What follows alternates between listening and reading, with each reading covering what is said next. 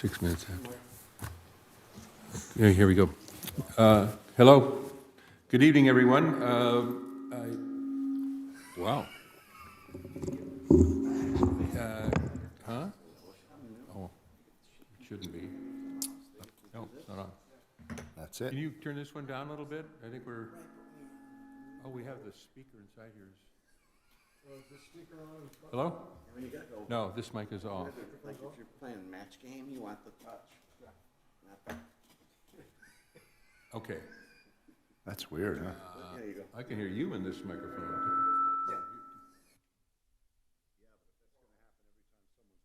Well, I'll leave mine off.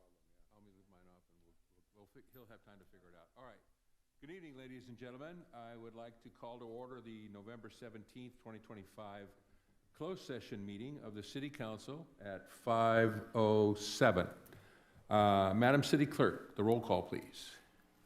Before roll call, I want to make an AB 2449 announcement. On Tuesday, November 4th, 2025, Mayor Pro Tem Detoy requested to join tonight's meeting via Zoom in accordance with AB 2449 under the Just Cause Clause due to travel while on official business of another state or local agency. Per AB 2449, Mayor Pro Tem will disclose whether there are any individuals 18 years or older in the room at his remote location and the general nature of the relationship with such individuals. Councilmember Francois. Here. Councilmember Keegan. Here. Councilmember Jackson. Here. Mayor Pro Tem Detoy. Here, and I am alone. Mayor Saman. Here. You have a quorum. Thank you, Madam City Clerk. Let's move on to public comment. Madam City Clerk, do we have anyone for public comment in person or in Zoom? Mayor, we did not receive any speaker cards in person. If you're joining now via Zoom, now is the time to raise your virtual hand if you would like to provide comment on the closed session agenda only. Mayor, we do not have any virtual hands raised. All right, thank you, Madam City Clerk. So on that note, I will close the public comment, and we will recess for closed session and return afterward. Thank you.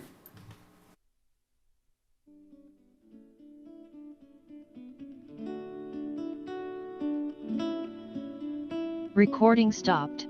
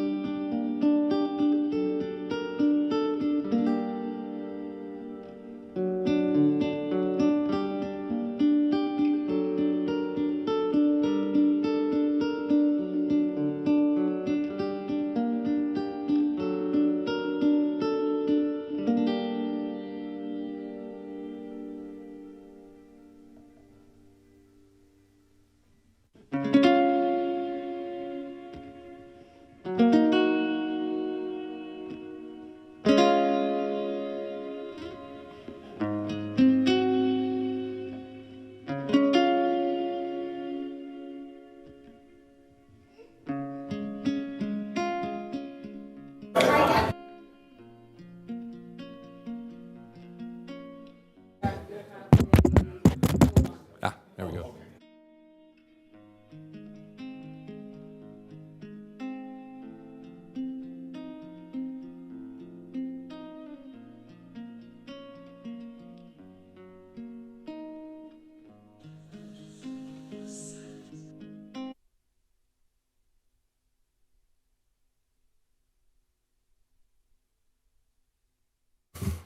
Good evening, everyone. I call to order the November 17th, 2025 regular meeting of the City Council at 6:30 p.m. Mr. Rob Strokey, would you help us with the Pledge of Allegiance today, please?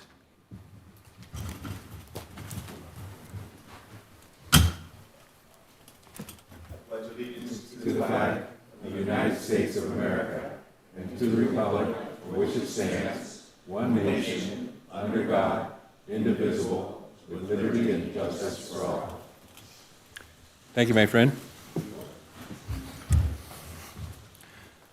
Madam City Clerk, may we have the roll call, please? Mayor, I'll go ahead and make the AB 2449 announcement once more. On Tuesday, November 4th, 2025, Mayor Pro Tem Detoy requested to join tonight's meeting via Zoom in accordance with AB 2449 under the Just Cause Clause due to travel while on official business in another state for another state or local agency. Per AB 2449, Mayor Pro Tem Detoy, when I call your name during roll call, please disclose whether there are any other individuals 18 years of age or older in the room at your remote location and the general nature of your relationship with such individuals. Councilmember Francois. Here. Councilmember Keegan. Here. Councilmember Jackson. Here. Mayor Pro Tem Detoy. Here, and I attest I'm alone. Mayor Seaman. Here. You have a quorum. Thank you. Mr. City Attorney, would you please provide the closed session report? The City Council and the Mayor met on the closed session on the items listed on the agenda. There are no reportable actions. Thank you, sir. Next, upcoming announcements, city events.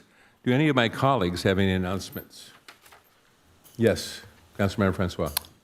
Thank you. Upcoming on December 1st, I will be conducting another council member community forum in the City Council chambers here, and I believe that's going to be at 6 p.m. Thank you. Thank you. Anyone else?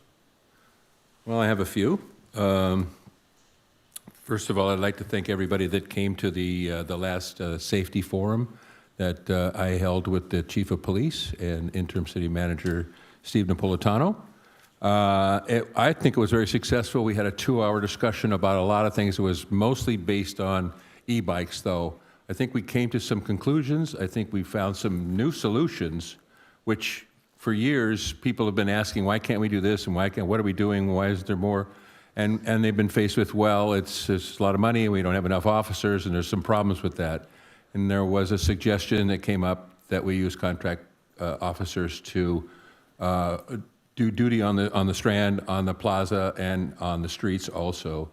And so that's exciting. It's got a long way to go before it comes to fruition, but it's remarkable news, good news that on the public safety on the streets proposal. So really excited about that, and I want to thank everybody that came. Then also I want to thank the Veterans Memorial Committee and city staff for a wonderful Veterans Day ceremony last week. Thank you to all the veterans who served and continue to serve. Appreciate it very much. It was a really moving experience.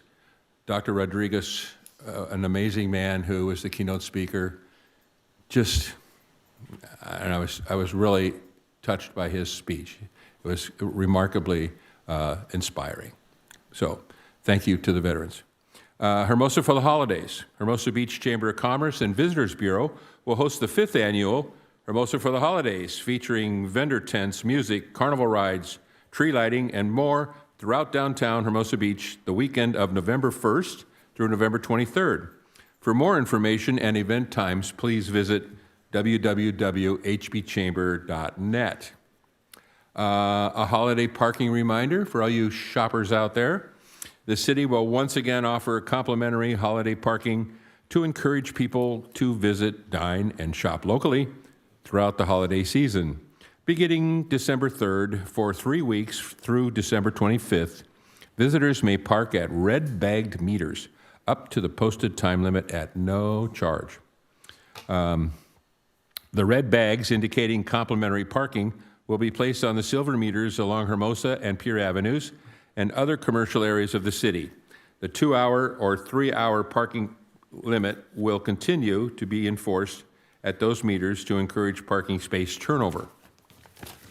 And that is all of the announcements that I have. And so let's move on to item 10, approval of the agenda. Madam City, is there a motion or a second to approve the agenda? So moved, Mr. Mayor. Second. Okay, moved and seconded. All those in favor, say aye. Aye. Aye. Aye. Aye. Oh, I'm sorry, we should have done that by vote. 5-0, so we'll move on from that. I apologize, Madam City Clerk. Proclamations and presentations. There are none today. Number 12, public comment. Madam City Clerk, do we have anyone for public comment in person or in Zoom? We do. Angelo, your 3 minutes will begin once you come up.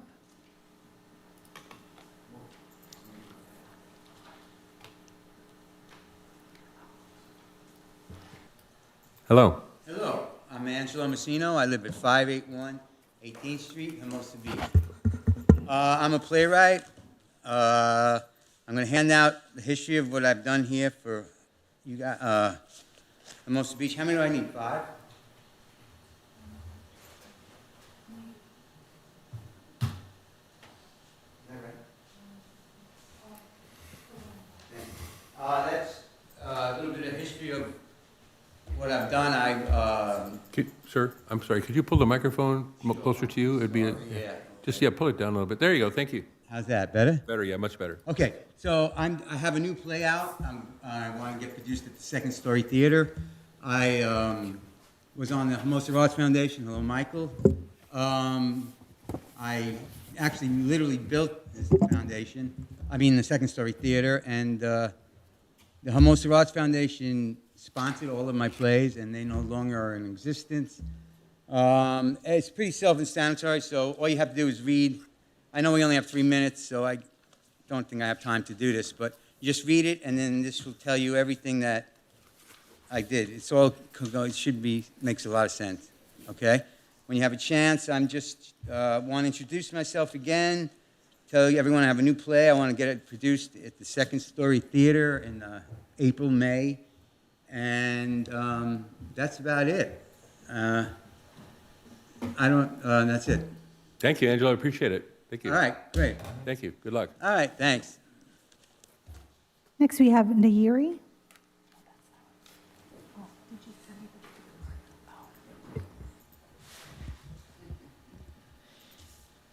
Hi, everyone. I'm Nayiri Dermenjian. I'm representing Bark for a Park organization tonight. I'm just here to share some awesome updates on all the progress that we've been making. And so here we go. On October 28th, we hosted an amazing dog-friendly social at the deck. Over 50 people and plenty of happy pups showed up to mingle, enjoy the sunshine, and support the cause. A portion of the proceeds went straight to Bark for a Park, and we even got a shout out in the Easy Reader this month. The excitement from the community is clear. Everyone is ready to make this dog park a dream come true. So what's next? We're keeping the momentum rolling. Our next event coming up is on November 22nd, where we're teaming up with Uncorked for a Pause and Santa Claus celebration. Bark for a Park will be a featured beneficiary, so get ready for some more fun, more fundraising, and furry faces. Here's a little bit about our behind-the-scenes progress. We are now officially a 501c3. Hermosa Beach Dog Park is now a registered nonprofit, which means all of our donations that we receive are completely tax deductible. Our core groups, the board, operations, fundraising, finance, we are all up and running, meeting regularly, and making things happen. We've already secured over $56,000 in pledges, and we haven't even officially kicked off our fundraising yet. So we're on our way. Our team is crafting plans for both community donations and business sponsorships to keep the momentum strong. We're digging into dog park best practices, refining cost estimates, and making sure we do this the right way. Our petition has over 1,300 signatures, and it keeps growing. That's a lot of tail wagging in our favor, so please help us. Moving forward, we're excited to keep working closely with Parks and Rec Dog Park Subcommittee as we take the next step towards making this a reality. Our teams are energized, engaged, and ready to roll over obstacles, pun intended, to make Hermosa Beach an even happier place for dogs and their humans alike. Thanks for your support, and please stay tuned for more updates. 17 seconds to go. Thank you. Thank you. Next, we have Beach Cities Health District President Pro Tem Jane Deal. Good evening, Mayor and council members. I frequently get to come and visit you all and tell you either thank you, which is what I'm doing tonight, or about our programs. So I know you want the mic there you go. down. Thank you. Got it. Okay. Since 1998, BCHD volunteers have delivered holiday gift bags filled with practical items and small comforts to about 250 beach residents. This year's bags will include essentials, grocery gift cards, other meaningful supports when, at a time like this, expenses can be overwhelming. All items are purchased with the generosity of community donations, allowing us to provide thoughtful and much-needed gifts. Along with the essential items, the program brings valuable human connections as volunteers deliver the gift bags. The City of Hermosa Beach has generously agreed to fully cover the cost of the holiday gift bags for the 21 Hermosa residents in our care management program, and they will receive the bags this season.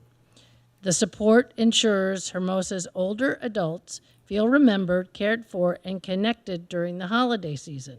Many of these residents live alone, face mobility challenges, or have limited support systems, making this gesture especially meaningful. The Holiday Gift Bag Program is truly a community effort powered by donations and volunteers who assemble and deliver each bag. We are deeply grateful to the City of Hermosa Beach for your generosity, partnership, and commitment to supporting vulnerable older adults. Your contribution embodies the spirit of community care and helps bring comfort, connection, and joy to Hermosa Beach residents during the holidays. Hermosa Beach residents who are interested can donate to support the holiday gift program by going to bchd.org/give. Thank you very much. Thank you.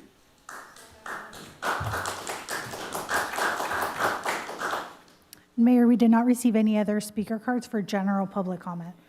And none on Zoom?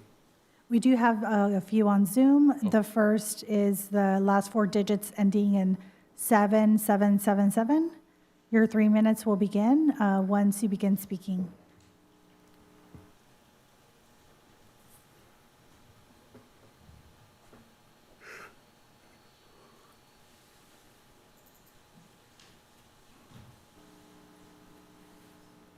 The call-in phone number ending in 7777. Your 3 minutes will begin once you begin speaking.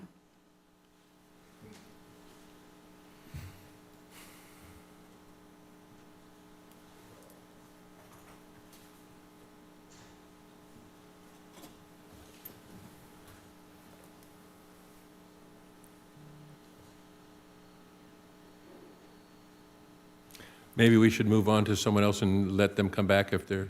Yes, Okay. I lowered your hand. If you're listening, please re-raise your hand if you'd like to provide public comment during general public comment. Next, we have Tony Higgins. Tony, your 3 minutes will begin once you begin speaking. Yeah, hello.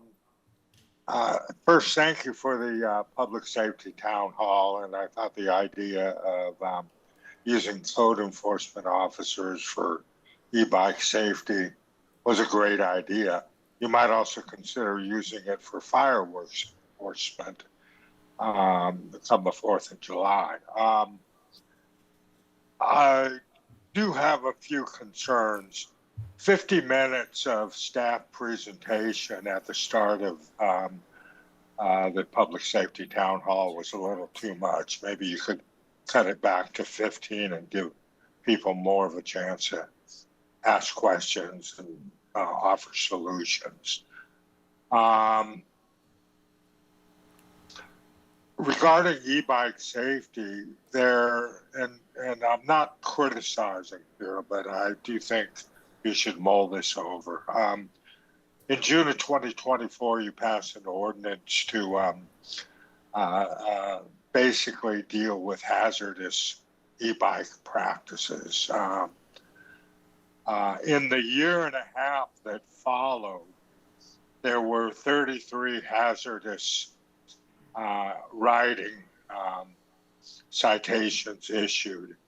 We have 27 patrol officers. So that works out to less than one hazardous riding citation per patrol officer per year. Now, it's the same story with hazardous driving. The 2 November report showed 26 hazardous driving or traffic citations were issued in the week of 2 November. 26 citations for traffic citations. That works out to about one traffic citation per week per officer per traffic patrol. One.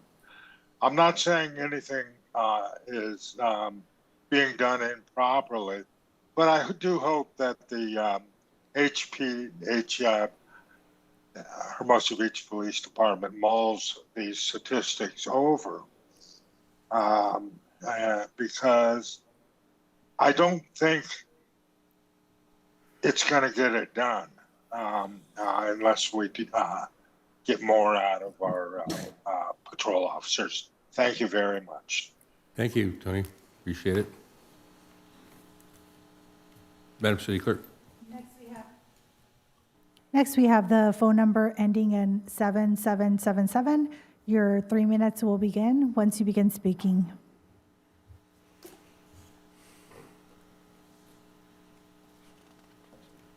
Hi, my name is Matt Olin.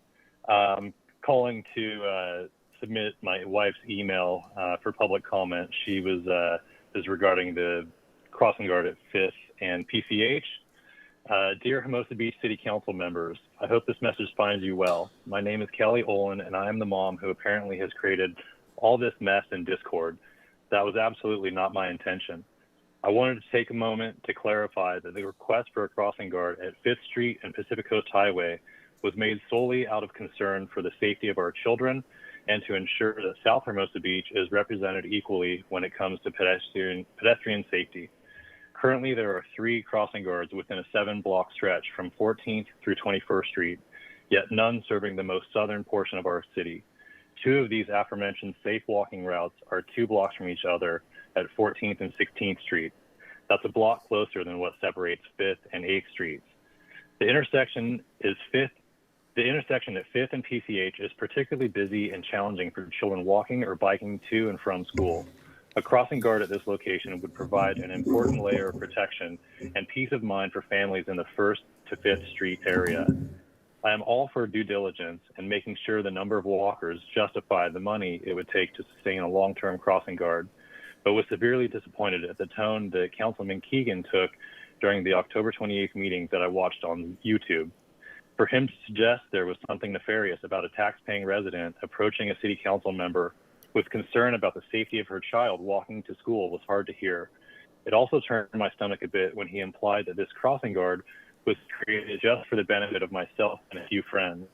Conversely, I appreciate the other city council members remaining respectfully open-minded and thoughtful while still upholding their duty to make sure this would be financially palatable. I would like to address the Facebook comments that one Zoom resident brought up. Using Facebook was a tool to simply get the word out that there is a crossing guard on Fifth. As I write this email, parents who live in my area still don't realize it exists. This is part of the problem with counting juvenile walkers of a newly established safe crosswalk. This is an element that should be taken into consideration moving forward. Our goal is simply to promote safety and fairness across all parts of Hermosa Beach. Thank you for your time and for continuing to prioritize the well-being of our community. I very much appreciate all of the work that the police chief, city officials, and staff have done in this matter. Regardless of the final determination, I'm still so proud to live in the best little beach city. Sincerely, Kelly Olin. Thank you, sir. Mayor, we do not have any other virtual hands raised. Okay, then anyone else here? Last call? Seeing none, I will close public comment and move on to item number 13, City Council member comments. Do my colleagues have any comments? Yes, Councilman Jackson.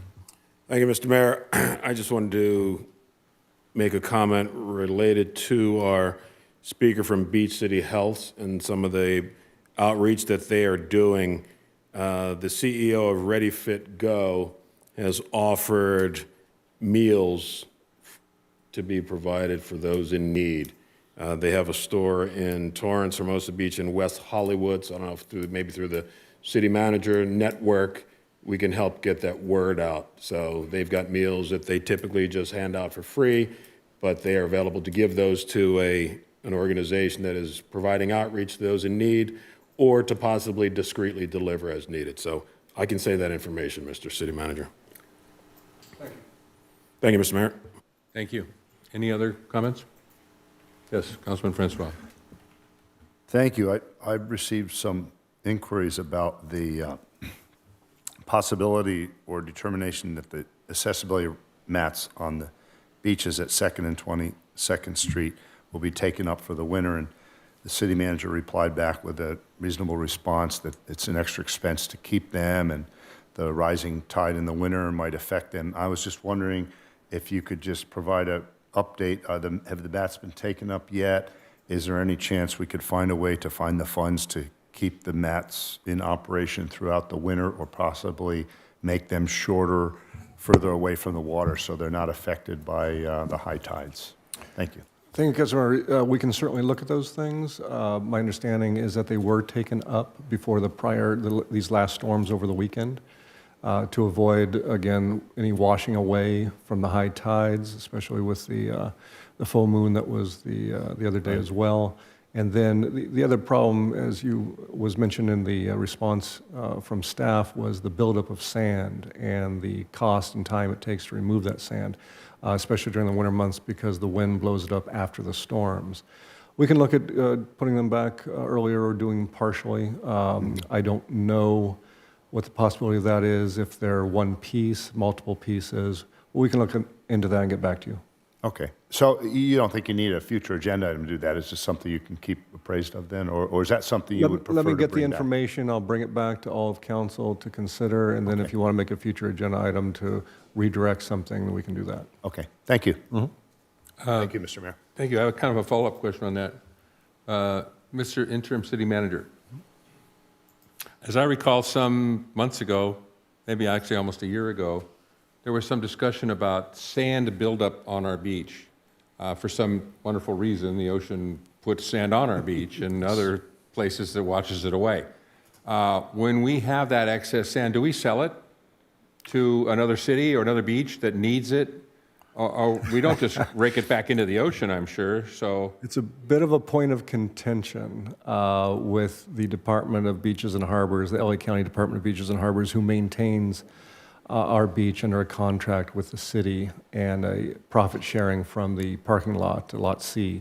As sand has built up, we are kind of unique in that way. Sand does build up here as opposed to other areas along the coast where the sand gets washed away. Sometimes it gets washed away seasonally and comes back, sometimes it doesn't. For us, it seems to accumulate. So far, we have not sold any sand. We are in talks with the Department of Beaches and Harbors, though. I've made contact with them about that possibility in exchange for further contouring of our beaches, because it has built up so much where it's up against the wall now. It puts pressure on our strand wall. It also creates undulations for our volleyball courts and beach tennis courts, and it is a point of contention for our sports out there, our programs. And so we're looking at ways to get that flattened out. The department thus far has said they will not perform any more contouring except for some designated days that they decide upon in the near future because of cost. But since they have identified at least 5 different beaches that need sand replenishment, and our sand would meet what their needs are, because sand has to be, for the Coastal Commission's approval, they typically need to be matching grains and things like that. Sure. And so ours is probably a great candidate for that. And so we might be able to strike a deal for that. But we are right now in a follow-up mode with the county, just trying to get a calendar day so we can meet and talk about it again.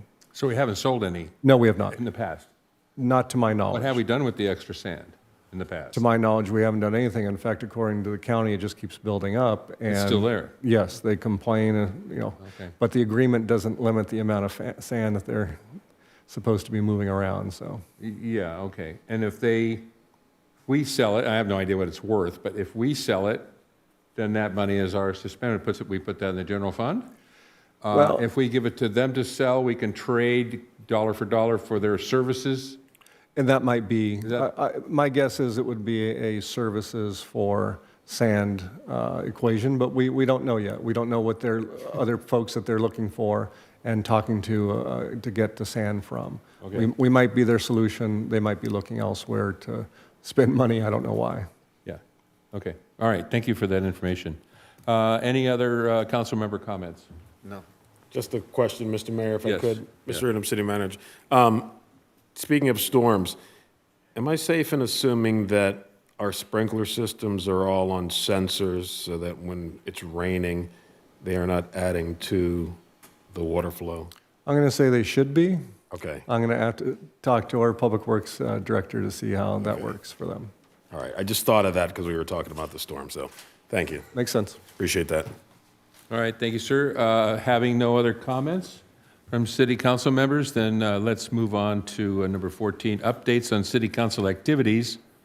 This is the time for members of the city council to report on their attendance at ad hoc subcommittee or standing committee meetings, conferences, or other official activities as city representatives. Do my colleagues have any updates? Councilmember Keegan. Recently, last week, myself and council member Francois went to the El Camino State of the College update at the college, and it was a nice event. It was a lunch for about 100 people, and they updated on some of their programming, and there's a lot of things going on at the college, especially in the realm of certificates in AI and partnerships with Northrop Grumman and SpaceX. So they have some really cutting-edge programs there, and they also have a healthcare initiative with Torrance Memorial that they place students in, and also with the South Bay Workforce Investment Board. So there's a lot of interesting programming going on there that's new and very exciting for graduates of high school that are going to school there. So it was a nice lunch. So Dean and I both went, so it was interesting. Thank you. Yep, great. Thank you for that report. I have just a very brief report on the, excuse me, the LA County Sanitation District. I'm on the Board of Supervisors there, and, excuse me, Board of Directors there. And as I reported a few weeks ago, actually a little more than a month ago now, there was a serious breach in this large, it's about 14, 16 feet across. It's a huge pipe. And it's an outflow for treated water that comes from a plant far away, and it makes it all the way down to San Pedro. We're just about half a mile away from being completed and having an outfall so that that treated water can be put into the ocean. And there was a pretty serious breach. Part of the pipe broke, mud and water flowed into the pipe, almost blocked it up solid.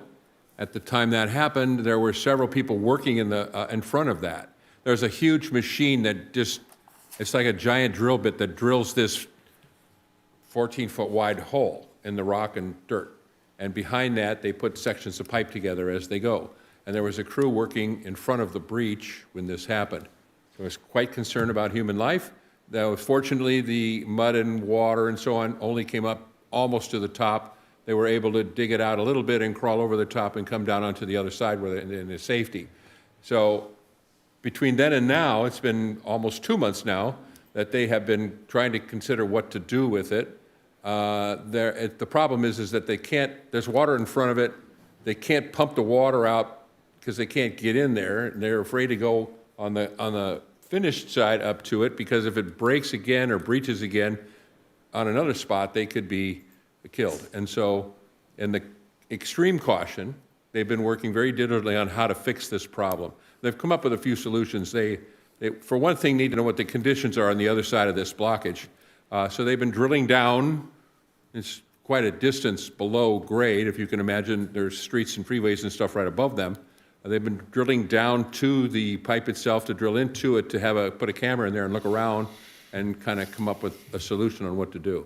So they're working on it. It's very difficult. They want to be extremely safe about it. That you would think, well, why don't you just go up to where the blockage is and start digging it out and pull the dirt back and work your way in there? Well, you can't do that because who knows what could happen at that point when you do that. It could kill people. So I have another meeting this Wednesday. There will be another update.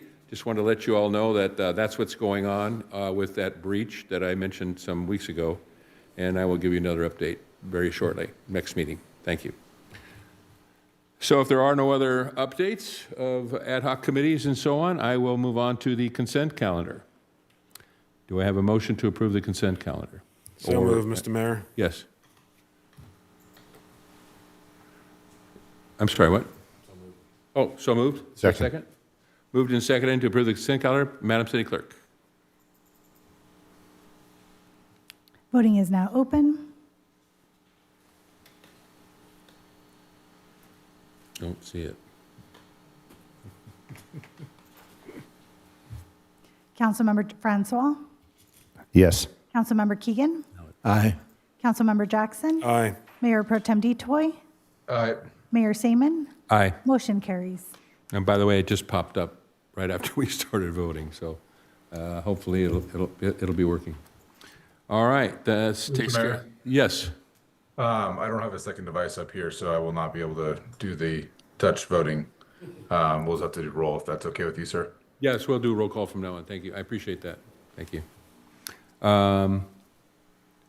Okay, so let's move on from the consent calendar. City clerk closed voting. Public hearings to commence at 6:30. Well, we're a little bit late on that. So public hearings, 16A. Approval of Impact Level 2 new 2026 special events, presented by Special Events Film Coordinator Austin DeWeese.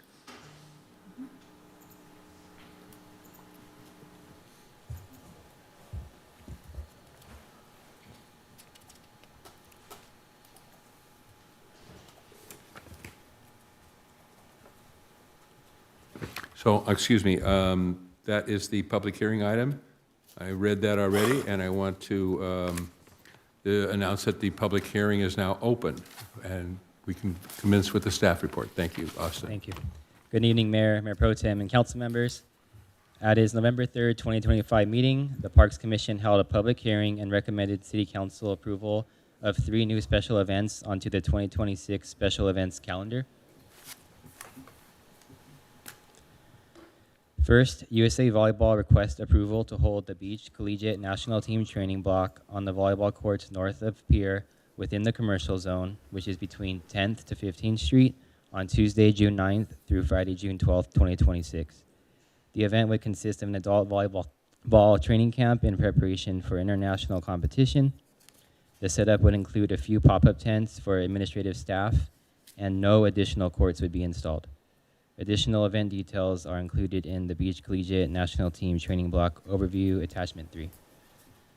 Next, Beach Tennis Cali Club requests approval to hold beach tennis tournaments on the beach tennis courts north of the pier within the commercial zone on Friday, March 6th through Sunday, March 8th, Friday, June 26th, Sunday, June 28th, Friday, August 14th through Sunday, August 16th, and Friday, October 23rd through Sunday, October 25th.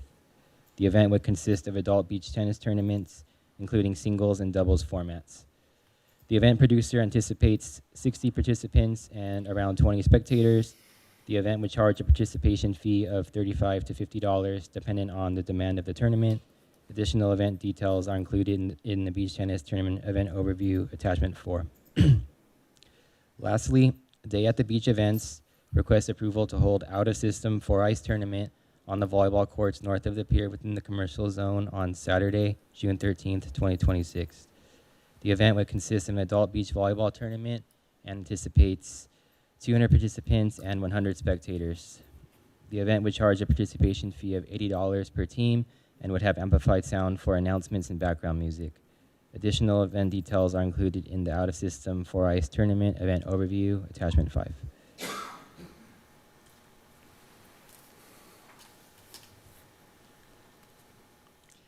If approved, staff would include the new 2026 special events to the city's 2026 special event calendar.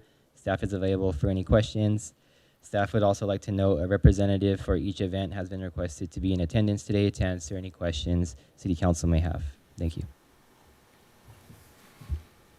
Thank you. Are there any questions of staff? Okay. I have a question. You do. Councilmember Francois. There was a public comment writer that wrote in about the June 15 through 19 World Volleyball Championship. Is that part of this, or is that something that still has to get approved? Yeah, so at the commission meeting on November 3rd, the World Championships trials was reviewed and a public hearing was held. So at tonight's meeting, we're only discussing the Beach Collegiate National Team Training Block, which is a separate event. I think the confusion came where some athletes who are going to participate in the training block will also participate in the World Championship trials the following week. However, they're two entirely separate events with different event elements, which we confirmed with the event producer. So that will be coming up for approval. It hasn't come up yet? It already has been approved by the Parks Commission, the World Championship trials. Okay, it already was. It's just not part of this because it already was before. Okay. Correct. All right, thank you. Thank you, Mr. Mayor. You're welcome. Thank you. Any other questions of staff? Michael? Councilman Detoy? Okay, seeing none. Thank you, sir. Thank you. Let's move on from council questions and open the public comment to all persons in person and Zoom. Madam City Clerk. We do not have any speaker cards for this item, but we do have a virtual hand raised. Okay. Tony Higgins, your 3 minutes will begin once you begin speaking. Yeah, I just want to talk about the lady who was requesting the tournament from the 9th to the 12th. Also requested as an add-on in the meeting that the World Training event be added to it. So I want to be real clear. Are you saying that there was already a public hearing on the World, what do you call it? The World Championship trials? There was already a public hearing on that, and that it was approved previously? Because then why would the lady who was speaking for the Beach Collegiate National Team Training ask that this be added to it if it was already approved?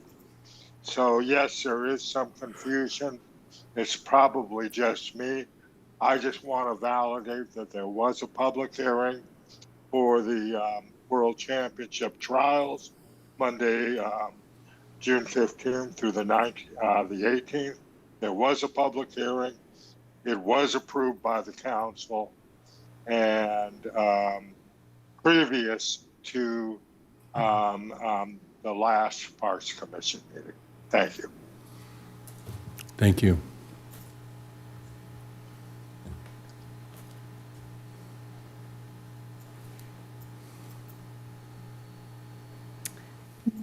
We do not have any other virtual hands raised. All right, then I will close the public comment to all persons and come back to City Council for a motion or deliberation. Is there a motion? So moved, I will move staff recommendation, Mr. Mayor. Thank you. I'll second that. All right, there's a motion and a second. No further deliberation, so let's go on to the vote. Madam City Clerk, shall we do roll call, please? Councilmember Francois? Yes. Councilmember Jackson? Aye. Councilmember Keegan? Aye. Mayor Pro Tem Detoy? Aye.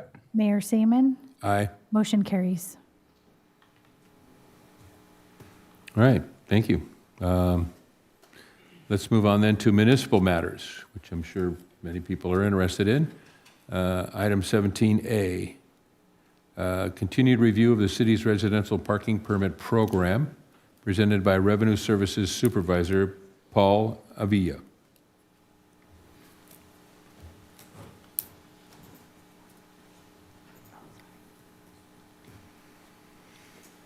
Okay, good evening, Mayor, Mayor Pro Tem, and Council. This is part 2 of the parking item. We'll see if the sequel lives up to the first one. So to start, we have a table showing the number of permits sold year over year, including the current permit sold. We do also show the permit cost year over year, including the current permit cost of $60 per permit. Regarding the fourth permit process, under the current rule, the fourth permit requires each vehicle to be registered to a different driver. After verification, the application is sent to community development to review the on-site parking capacities. This restricts multi-vehicle households, may not reflect real demand, and does not address actual parking needs. Now, with regard to the process, just to provide a quick overview of how the application process works, when a resident applies for a fourth permit, staff first verifies if the vehicle registrations are registered to different drivers. If they are, then the application moves forward. If they're not, then, if they are registered to different drivers, the application moves forward. But if they're not, then the application doesn't move forward at that point. That is one of the stipulations for the current fourth permit process. But if it moves forward, it goes to the second step where community development is typically involved. What's asked of the resident is for them to provide a property illustration, a photo of their property, and photo of any on-site parking that they have at their property as well. At that point, community development will review the information provided, make an assessment and a judgment on whether the information is enough to grant a fourth permit. As far as the requirements, these are the options that were presented to council at the last meeting. Essentially, we've outlined 3 options for council. The first one, option A, is maintaining the status quo. That would be to maintain the requirements that each vehicle must be registered to a unique driver. Option B allows households to obtain a fourth permit regardless of driver registration. This is essentially increasing the number of permits from 3 to 4. Or option C, eliminate the unique driver requirement and base eligibility on overall household parking needs. As far as definition of needs, at the last council meeting, there was a request to define what the need is with regard to getting a fourth permit. So the first bullet point actually comes directly from the resolution. It comes from the section that outlines the fourth permit requirements, which states that there is no adequate on-site parking to accommodate the number of vehicles in excess of 3. This means that the number of registered vehicles exceeds the total available on-site parking spaces, such as garages or driveways, resulting in more than 3 vehicles requiring on-street parking. One thing to note with this definition, I know in the previous meeting, there was a couple of examples and scenarios brought up with regards to on-street parking. On-street parking is not considered, it's not part of the consideration for a fourth permit application. The only thing that's looked at is the on-site parking spaces and the number of vehicles registered at that address. Everybody's technically entitled to up to 3 permits as long as they provide the required documentation, but again, on-street parking is not considered as far as the determining factor for fourth permits.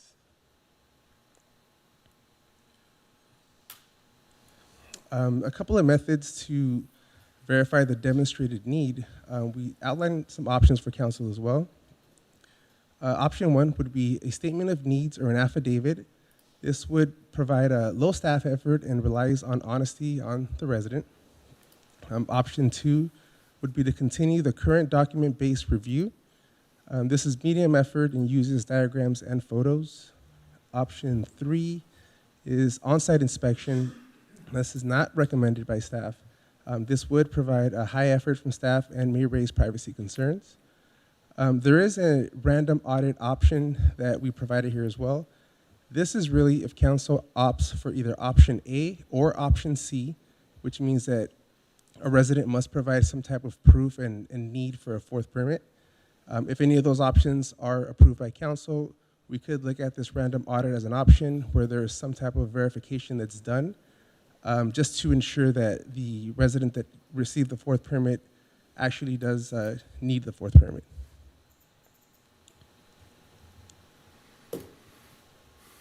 As far as permit counts, roughly 2,900 residential addresses were issued permits this year. About 70% of those obtained only 1 or 2 permits. Around 27% of those obtained 3 permits, and only 1 household received 4 permits. The overall distribution is balanced, with most households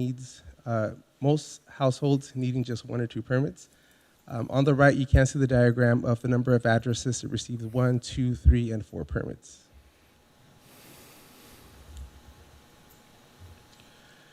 Now, as far as some policy concepts that were discussed at the last meeting, one of them was to restrict residential parking permits for applicants owing city fines or fees or delinquent licenses.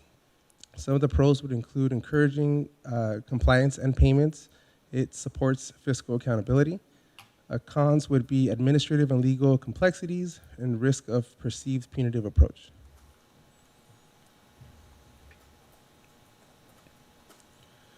As far as pricing, we have a couple of options for council as well. Option 1 would be to have no fee increase. So we would keep the permit price at what it currently is, which is $60 per permit. Option 2 is an across-the-board increase. This raises all permit fees. For example, it could go from $60 to $70. Or option 3 is permit pricing for fourth permit. The first 3 permits would essentially remain the same at whatever price council chooses. And the fourth permit would be at a higher fee. An example here given is $150 for the fourth permit.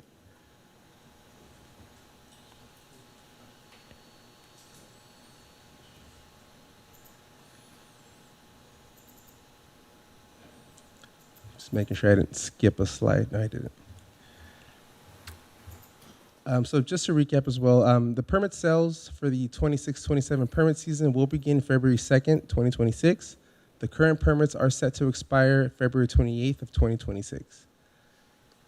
And that concludes my presentation. I'm happy to answer any questions. Thank you very much. I appreciate that. Are there any questions of staff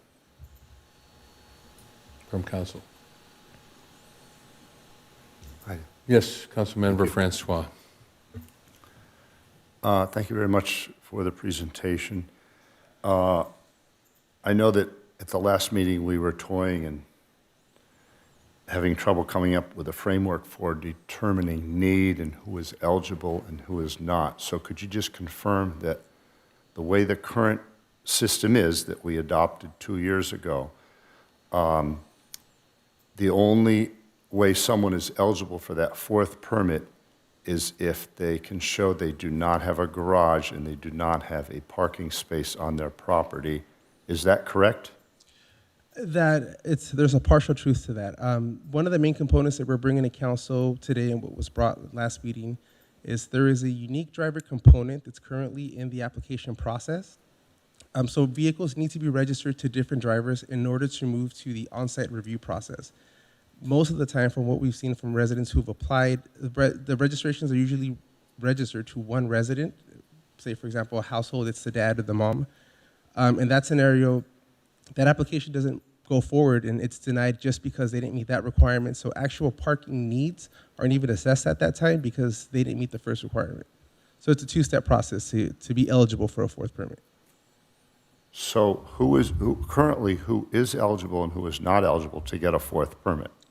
In order to be eligible for a fourth permit, the vehicles need to be registered to different drivers. All of the vehicles that the resident, that address has must be to a different driver to meet step one of it. Step two is where the on-site parking spaces are considered as far as eligibility for the fourth permit.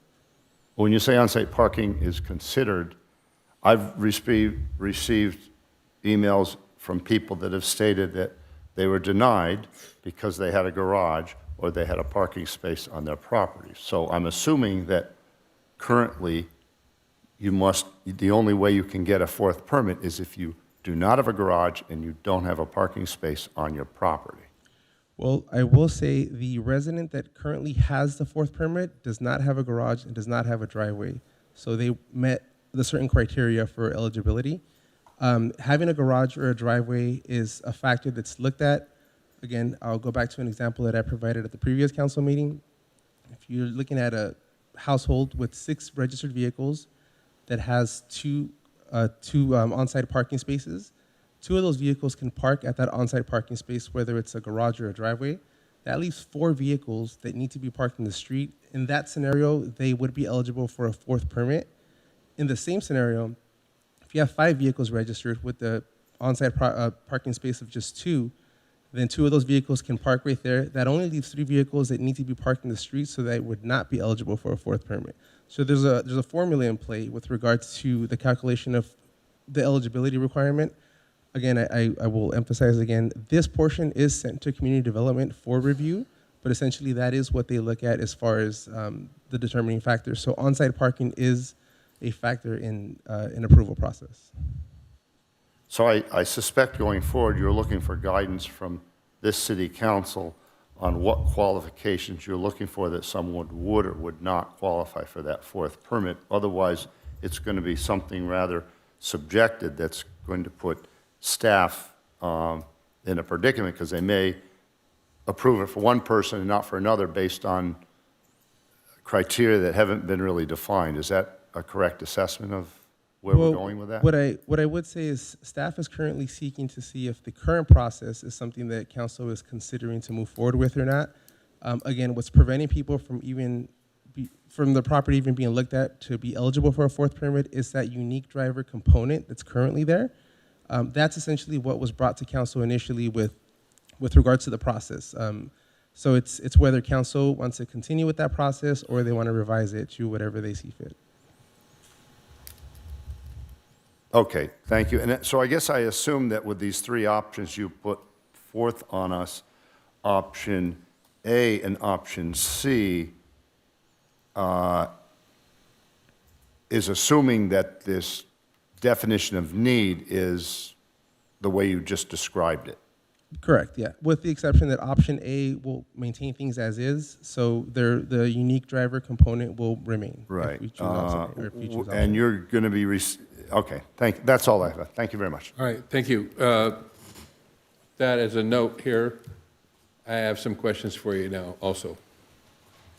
Currently, and maybe some of the confusion is that what's currently what we've been doing and what is proposed that we do are essentially 2 different things, could be.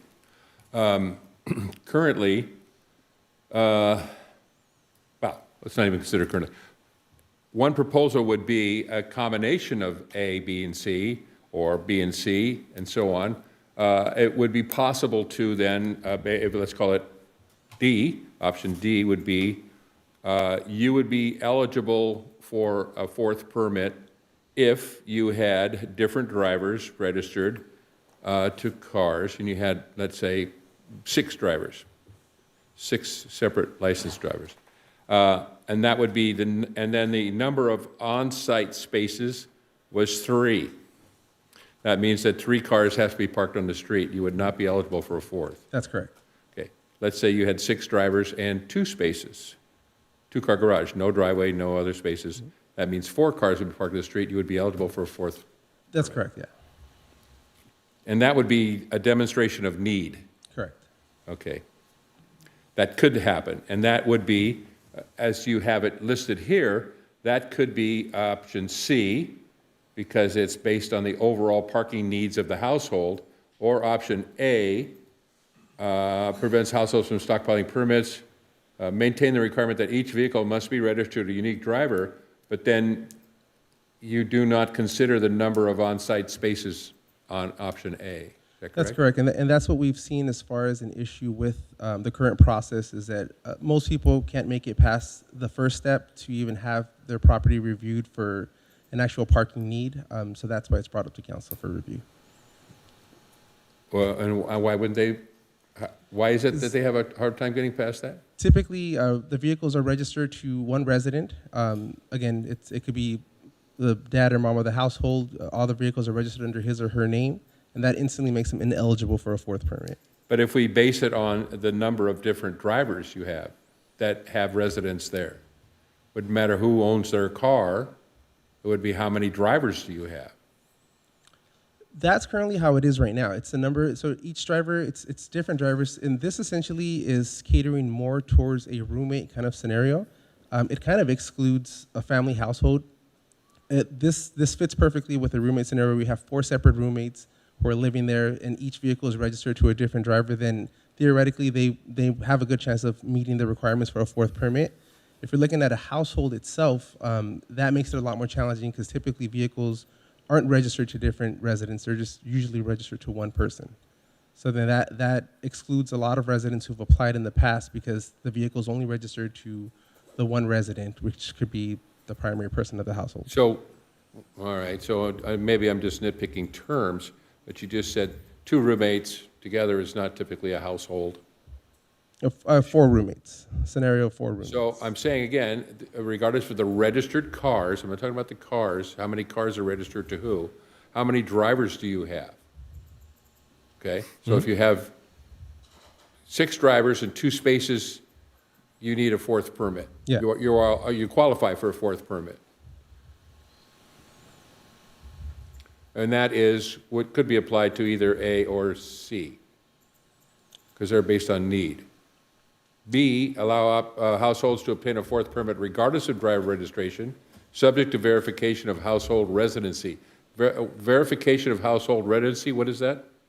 That's proof of residency. So as long as you have the proof of residency that's been approved by council and you have a vehicle registration registered to your name as a resident at the Hermosa Beach address, you would theoretically be eligible for the 4th permit. Okay, so household residency is not the same thing as vehicle registration. That's correct. So household residency, in option B, it says, all households to obtain a 4th permit, regardless of driver registration, subject to verification of household residency. That would mean how many drivers are there at the residence, is that correct? So to clarify with option B, the reason why that language is there is the registration currently plays a role in option A, which is the status quo. And again, that's what's preventing a lot of people from moving forward with getting any 4th permit application. Option B essentially was treated as any other permit that we currently issue as far as the vehicle sticker. You need to prove your residency.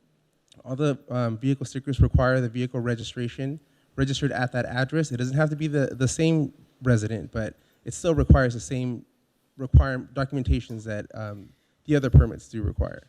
So option B, essentially, it's the same flow, but it's increasing the permit limit from 3 to 4 per household. And just to clarify too, confusing. the residency issue though is what we have now. So we're not selling permits to people who live in Manhattan Beach or Redondo Beach. Right. Right. So That's it's correct. already there, right? Yeah, yeah. So the drivers need to have their driver's license show an address in Hermosa Beach, that address. Not the driver's license. At the last meeting, council changed the proof of residency requirements, so it's whatever's approved. Yes, now, but we yes. had driver's license and car registration, and we eliminated that. That's correct. Okay. In this instance, when you're going for a 4th permit, here's what I'm getting at. I think that the number of drivers per household is what's important here. Sometimes there's a family of 6. Sometimes it's 6 roommates in a one-bedroom apartment and they only have 1 space. So when you take the number of registered drivers, not cars, but drivers. I'm a driver, I drive a car, period. Any car. You have this number of drivers and this number of parking spaces. The difference meaning, do you need a 4th permit or not? That's what I'm driving at. So this covers roommates, it covers mom and dad, it covers grandma and children, covers anything you want as long as there's the number of registered drivers, the number of driver's licenses there are at that address, and the number of spaces, on-site spaces, to qualify for need. Does that make sense? Is that in any 3 of these options? Not currently, no. No. Okay. So we could have another option. There could be another option. And it could be based on need. Yeah. And that need would be proven by the number of drivers versus the number of on-site spaces. It's a simple math question then. How many drivers do you have? How many spaces do you have? Yes. Now, there is a step 2 to that I don't know if council wants to either eliminate or not review anymore, but that would be step 1. And the step 2 is the on-site review that's provided with the documentation that residents submit. Oh, okay, but that's another issue. Yeah. Well, it's part of the application. I but get it, it's, I understand. But first you want to qualify, and then second you have to, how do you verify that? It's whatever council would Number want. ways, yeah, so that would, okay. So basically we'd be crafting an entire different option that would be, if possible, that would be the number of drivers versus the number of on-site spaces. That would be qualifying in the first place for a 4th permit. Then the second thing was, well, how do you verify that? And then we can pick one of different ways that we have here. Statement of need and affidavit, or we could have continued status quo reviewing the 4th permit, on-site inspection not required, or on-site inspection required, not recommended, and so on. So there's a number of 3 different ways of verifying it. But there's, first you need to qualify first, and then you verify second. Okay, thank you. That's all my questions. Any other questions? Yes, Councilman Jackson. Thank you, Mr. Mayor. Now that it's clear as mud, I want to muddy the waters a little more. All right, and I will use my situation as an example. A resident, 4 on-site parking spaces, right? Right now, I get 3 parking permits, no questions asked, regardless of the number of spaces that I have on property. So I can park 7 vehicles right now. I can apply for a driveway blocking permit. That's 8, if I'm counting correctly. 8 vehicles, right? 4 on site, driveway, and 3. No questions asked. So I have 4 drivers in my house, 4 unique drivers. Me, my wife, and 2 kids. Okay? Am I eligible for a 4th permit? You would not. You still have 3 vehicles. All 3 vehicles can be parked on site, so you would not be eligible for a 4th permit. I actually have 4, right? I have 4 drivers and 4 vehicles. And then I still have room for 4 more to park off street, right? 3. Well, again, on-street parking is not considered currently, unless council wants to make any changes to that. Even if you have 4 on-site spaces, you have 4 vehicles, there needs to be an excess of 3. That's how do I explain this? There needs to be 3 vehicles or more that needs to be shown that will be able to park in the street, or they need to park in the street. So, I understand, but I think piggybacking off of what the mayor was saying, I can park 4 on site. So the average home in Hermosa Beach can park 3, plus or minus. That's why it's an average. I can park 4 right now. I can park 4 more, no questions asked. Driveway, 3 permits, so that's 8. When do I qualify for a 4th? And should I qualify for a 4th? Because there's some who have said, and we've had this discussion before, should I qualify for any if I can park 4 on my property? Should I get any additional to supplement? So, yeah, you wouldn't. So again, I think. So when in my scenario, if I have a 5th kid, right? It's not about the kids. It's about the number of vehicles that you have in relation to the number of on-site parking spaces. All right. What if I'm a car collector? I've got 2 Porsches I keep in my garage because God forbid I put them on the street, right? Mm-hmm. And I've got a 2-car carport. and I still have those same 4 drivers. But I've got my 4 drivers and 6 cars. And I have parking for 8 total. Okay, so I got to clarify this again. No, and I appreciate it, but yeah. I think it's important that we flush these out because these are the scenarios. And then we have folks that, we have kids who are still living at home, but then we have kids that have moved away. And, I had a neighbor who had stickers for his kids who were married living in another city. So we've got to be careful of, the kids, because there's a difference between full-time Hermosa Beach resident and part-time Hermosa Beach resident. So back to my scenario. I've got 6 cars, 2 in my garage that I don't take out except when the sun is shining to keep up with Commissioner Hoffman with his beautiful cars. And then I've got 4 other cars. I have 6 vehicles, and right now I have 8 spots. Without cutting you off, council member, No, you would please, not please. be eligible for that 4th permit. So in the example you're showing, there's 6 vehicles. 2 of them are parked on site already. You have a 2-car driveway. 2 of them can park there. Essentially, 2 vehicles only need to be parked in the street. You would not be eligible for a 4th permit with the current rules. Okay. All right. Because the only thing that's considered is on-site parking and registered vehicles, regardless of how many kids are coming in or out or who's visiting. That's the equation that we currently have in process. Unless council changes that, that's what we look at as far as the number of. Right, but I think if we are looking to tweak this, then I think you have to look at the totality, right? That How would be many, up to right, council, yes. that's obviously for our discussion and vote. On street, off street. Right now, you can get 3 no questions asked, driveway is 4, and then whatever your off-street capabilities are. And to clarify with the driveway, not every resident is eligible for the driveway permit. Those are offered to single-family homes only. If you live in a multi-family home or multi-unit home, those aren't And I'm eligible. glad you mentioned that because I think that's something we need to look at because,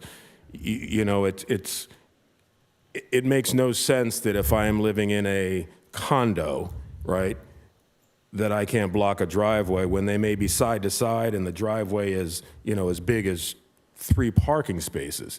So I think that's something we need to relook in terms of, okay, what driveway should and shouldn't be eligible for a driveway parking? Because, my neighbor has a driveway that can literally, it's 3 wide. But because this house is considered a condo, it's a top and bottom, or even if it's side to side, you're not eligible for a parking permit, which makes no sense. Yeah. So I think that's something we need to look at as well, because that can help with the parking challenges that we currently have. If we can expand that eligibility for who's, and, I live technically in a condo, back to back. It was a bungalow that was subdivided, one in the front, one in the back. Legally, it's a condo. Can I block my driveway? I mean, so here's what I'll say to that. That's not related to the residential permit program itself. I do think we should separate the 2 at this point. No, I understand it isn't, but it should be. I mean, when we're looking at parking, we need to look at all off-street and on-site parking. Councilman Jackson. Yes, sir. I apologize for interrupting, but we're kind of getting a little off topic. We're talking about driveway permits and stuff, which is not relevant to the 4th permit. So we're talking about the discussion of how to qualify for No, and I how to understand, Mr. verify Mayor. I'm for a just- 4th permit. And driveway permits have nothing to do with that. So I'd like to, if you could sum up, please, and let's move on and get to the rest of it. I Do you have appreciate- any other questions Well, of I staff? didn't realize that I was constrained from comments, and I don't need No. the member on the far end. chiming There is in. no, Mr. Jackson, I don't want to go through this over and over again. When I bring up a point of order to you, it's because I think it's important, not because of what anyone else mumbles under their breath, okay? It is not relevant. Driveway parking permits is not relevant to the qualification for a 4th permit. And this is questions of staff, and you're deliberating about what is or isn't important and so on and so forth. So if you could please wrap up, do you have any other questions of staff regarding a 4th permit? That is the point of order here. Mr. Mayor, if I could. Please. My point is that if I am eligible for 3 parking permits and a driveway parking permit, that Gabriella, why don't you all do it? should be considered with regard to, am I eligible for a fourth? That's all I'm throwing out there for discussion. You may disagree, but there are a lot of people that might agree. So that's Okay. all I'm saying. All right, so So- do you have any other questions of staff? Not for now, Mr. Mayor. Thank you. Thank you. I appreciate it. Any other questions of staff? Yes, Oh, hold I've on. I've got- Councilman Keegan. I got a question. There's a lot of talk about driveway permits. Wouldn't you say roughly 50% of our streets are alleys and there are no way you can get a driveway permit in 50% of our streets? Would that be a fairly accurate statement? I can't confidently answer that, council member, so I'm not sure. So when you say there's driveway permits, do you think there's a driveway permit everywhere in every street in front of every garage? You can park in front of every No, garage? I don't think so. No. So what percentage do you think it would be in the city on average? Again, I can't answer that, council Okay. member, I don't know. So, but let's just say that 50% of the streets are alleys, so there's half the city you can't. Now, tonight, we're talking about, there's 822 permits, is that correct? 822 That's correct. three permits. So that's what we're talking about. Those are the people who are going to apply for the fourth permit, no one else. That's correct.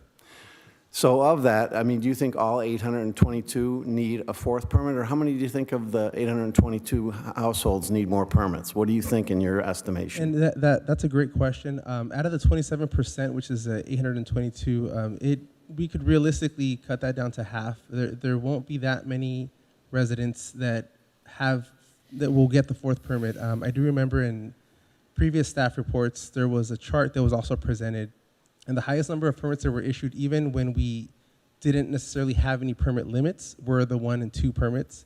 It went up to 3, and then the higher the number of the permits issued per household, the lower the amount that were given. So I could easily just estimate it, at a rough estimate, could be half, if that. So we're talking possibly 400 households looking for another pass. Correct. Now of that, I mean, how many do you think are car collectors? Don't know, sir. Oh, so you may be a finite amount, though, you would think. Yeah. Yeah, it's not a gross amount, so it's not That's 400. correct, yeah. We don't have 400, Mr. Hoffmans out there.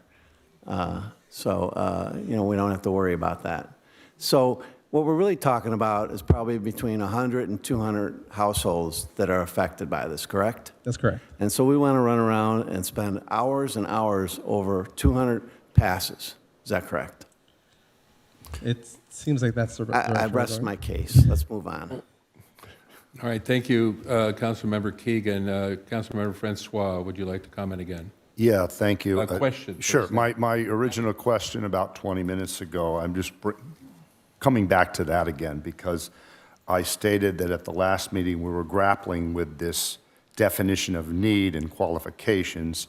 And I just want to confirm that you're looking for guidance from this city council on who's going to qualify that for that fourth permit and who is not. Otherwise, and that's really what you're looking for from us. And when we come up with all of those qualifications, then we have to decide, are we going to go with that or just issue 4 permits to every household? Is that a fair statement? That is a fair statement. Okay. I do want to say a couple of things to that. The intent of the review of the program, from my understanding, is to review any changes that were done by council, lay out the data that we currently have, and see if what's been done is working or if it's not working. If it's not, city council can then make any changes that they want to. With regard to the fourth permit, we're simply just outlining the information that's presented and any challenges that we've seen that residents have faced. It's council's direction if they want to make any adjustments after the information is presented. I do want to point out one thing.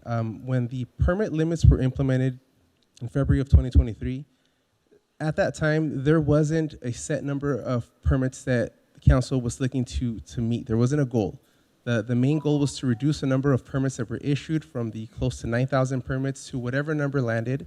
If we would have been issuing 7,000 permits instead of 6, the city would have still seen that as a win because we still reduced the overall number of permits. We've landed at 6,000 permits right now. If it would have gone up to 7, there's some room right there. So I just want to point out the staff report that was presented in 2023 specifically outlined 4 permits. Don't ask me where the 4 permit number came from. I know that was from a previous administration, but the discussion was 4 permits in total. Being that we're reviewing these programs annually now, council can make a change to either approve a 4th permit, revisit it with updated data next year, and if doesn't seem like it made sense, then we could scale it back down to 3 permits, just depending on what you want to do. All right, thank you. Thank you. Does that Thank answer you. your question? Thank you. Thank you. All right, if there's no other, yes, Councilmember Detoy.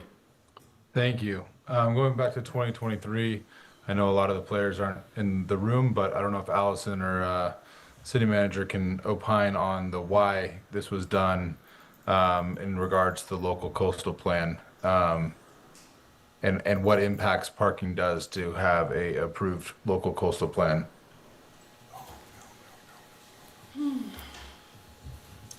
Thank you for that question, Councilmember Detoy. So I did take a look today at the staff reports that were presented in 2023. I don't have all of the answers, but I thought there were a couple of interesting statements that were made both in the staff report from the city as well as the prior coastal development permit that might kind of refresh memories. In 2023, 2022, 2023, the city was intent on getting their local coastal program. And so there was a series of discussions with the Coastal Commission about beginning that process with the mobility element, which had recently been approved as part of the general plan. And that mobility element was accompanied by a... Sorry, Allison, could you bring the mic just a little bit closer? Okay. Perfect. Very thorough parking management assessment that was done by Walker Parking. So we had a very well-regarded planning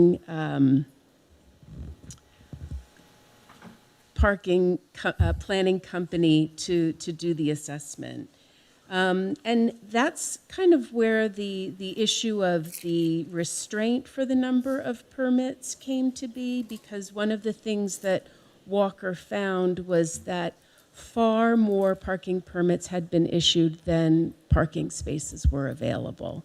Now, I agree with Paul that I don't know where the number 4 came from, but 4 permits was the number that was identified and recommended from staff in 2022. Now, to further kind of the explanation with the coastal program, our coastal because we don't have a local coastal program, our coastal permit establishing the preferential parking district dates back to 1984.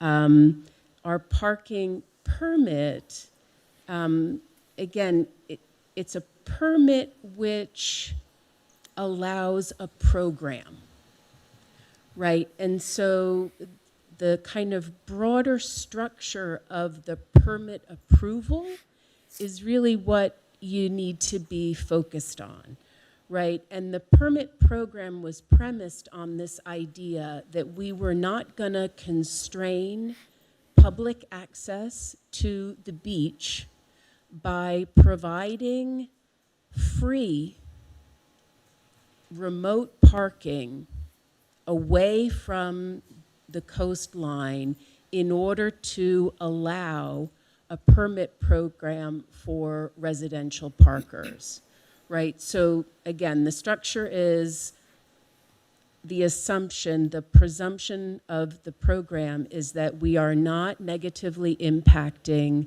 coastal access for visitors because we are enabling free parking in remote locations. When it was originally started, we also committed to do some sort of jitney kind of shuttle thing, which was later removed from the permit. But our permit has been in place since '84, and it was last updated in 2004. So the move that the city was making to kind of advance our local coastal program necessitated a refinement of this aspect of our broader mobility within the coastal zone. And that's how the structure evolved to where it is today. What I would say to you, because we are in the coming year going to be reinitiating conversations with the Coastal Commission, not only about the local coastal program, but a lot of our other pending policy projects, right? We have short-term vacation rentals, we have dining decks, we have a lot of permits that are in progress with the Coastal Commission, that we want to just be clear that we're not exceeding the extent of what we've been permitted to do. And so again, fundamentally, our permit is premised on the fact that we are allowing permits in residential areas in exchange for remote parking, and then obviously we have all of the parking meters along Hermosa. I hope that answers your question. Thank you. I have a follow-up, Mr. Mayor. Please. Thank you. I'm somewhat familiar with the way this works. Basically, am I correct in assuming that the Coastal Commission wants to see a program set up to improve and include the public coming to the beach? Correct? That's the way that the program is set up. So our permit program was approved in '04. The last time it Right. was approved was in And '04. it has evolved since then. And before we made these major changes 2+ years ago, I would say, is it correct to say that it basically evolved until, and then the changes we made 2 years ago, we basically struck down or put situations in place that reduced the number of residential parking permits out there, which is favorable for beach access, correct? That's correct. Again, I think the Walker study found that we were issuing more permits than we had spaces Yeah, for. well, that's understandable. Obviously, they're not all being used at the same time.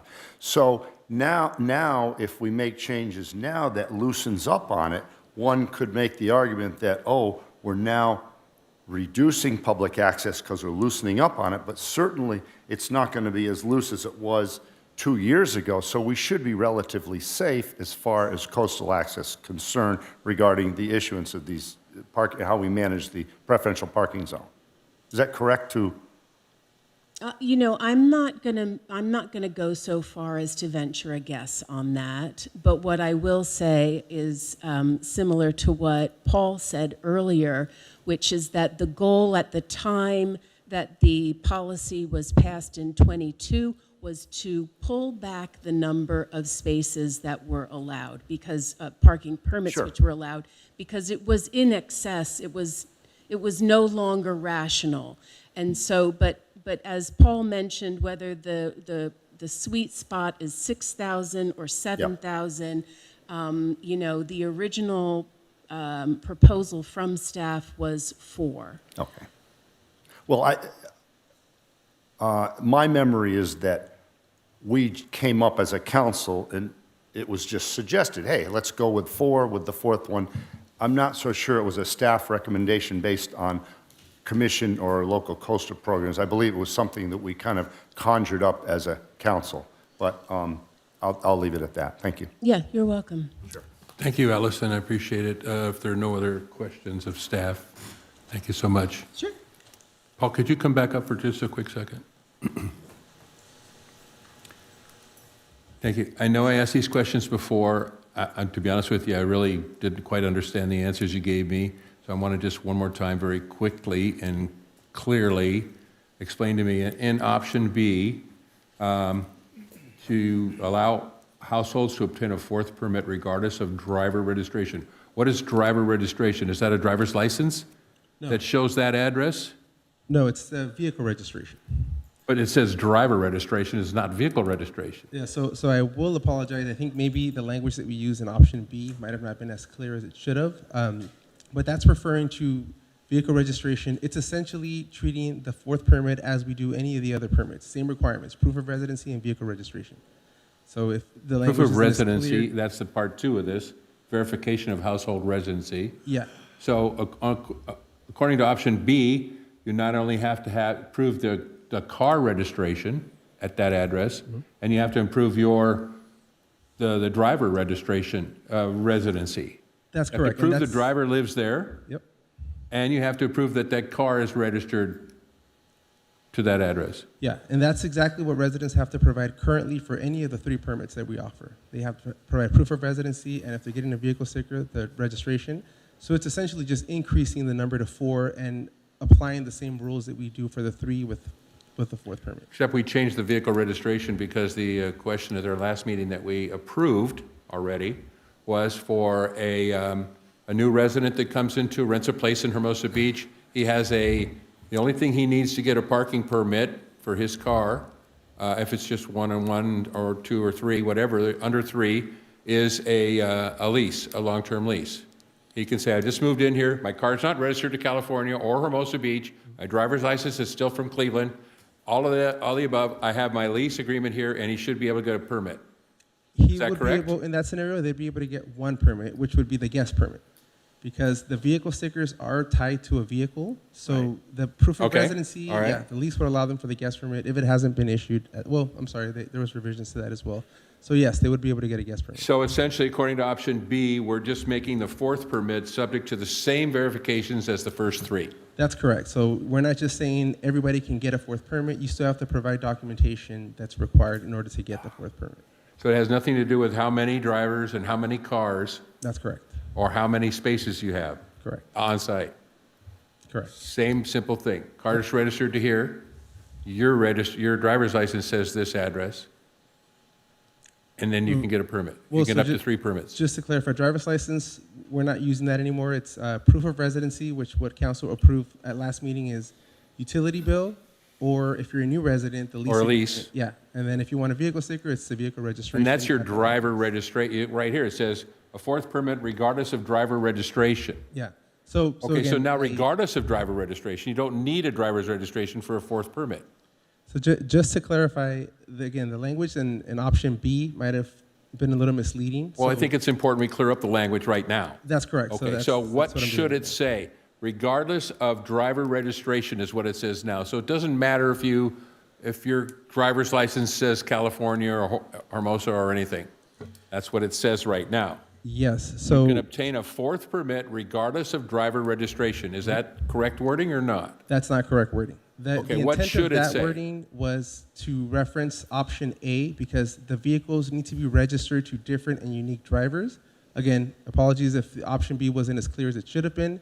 Option B will be treated as any of the other permits. Vehicle registration is required from the resident registered at the Hermosa Beach address. That's 1 if you want to get a vehicle sticker. In addition to that, proof of residency is one of the new documentations that council approved at the last meeting. So as long as they provide that, they can get a 4th permit regardless of number of drivers, number of spaces. They're providing the documents required. So that the language again could have been tweaked a little bit. All right, thank you. No other questions? Councilman Detoy, no? Okay, let's move on then from questions of staff and open public comment. Madam City Clerk. We do have 2 speaker cards. Rob Strokey, your 3 minutes will begin once you begin speaking.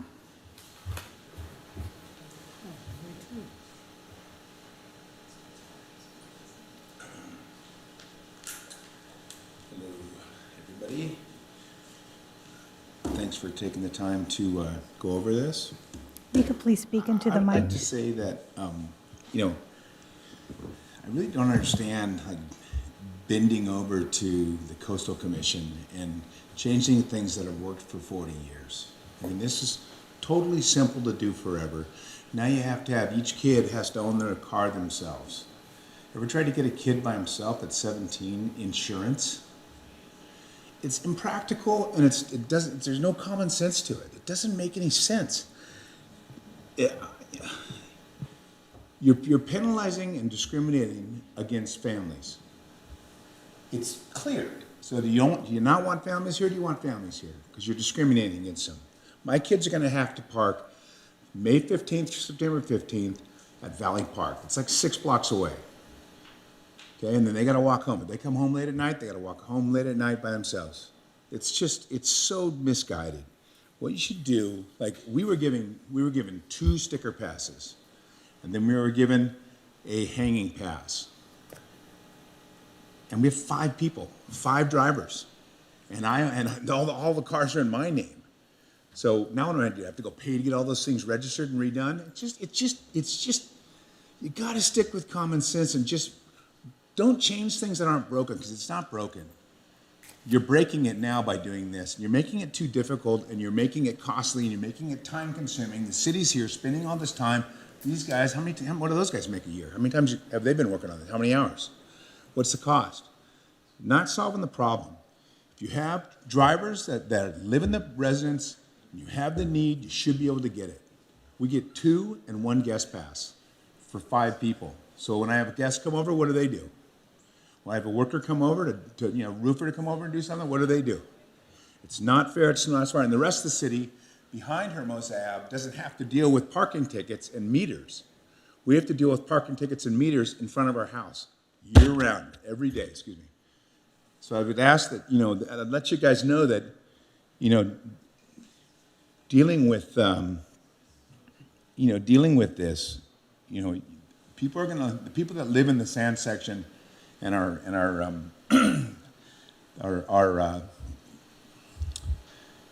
having to deal with these changes are going to come out in force. And I guarantee you, they're going to go after the people who voted to destroy our parking permit life and our parking life. It's a big part of our lives. I'm in and out of my house 6 times a day. Everyone else is running errands. Everyone's kicking, working their tails off to try to live and enjoy our life. And you have to deal with this stuff. It's BS. And I'm going to get everyone that I know in the sand section to donate money to move the people out who don't vote for the people, and for the right to have enough parking passes for our families. Thank you. Next, we have Victoria. Victoria, your 3 minutes will begin once you begin speaking. Hello. My name is Victoria Igloy. I'm a longtime resident of Hermosa, 33 years. You could please speak into the... My husband and I raised 2 kids. We made it down to the sand section in 2020, and our kids were in high school. They both have cars. They both drive. Me and my husband both have cars. We have a garage that we use every night. We all got stickers for our cars, and we had a guest pass for Granny.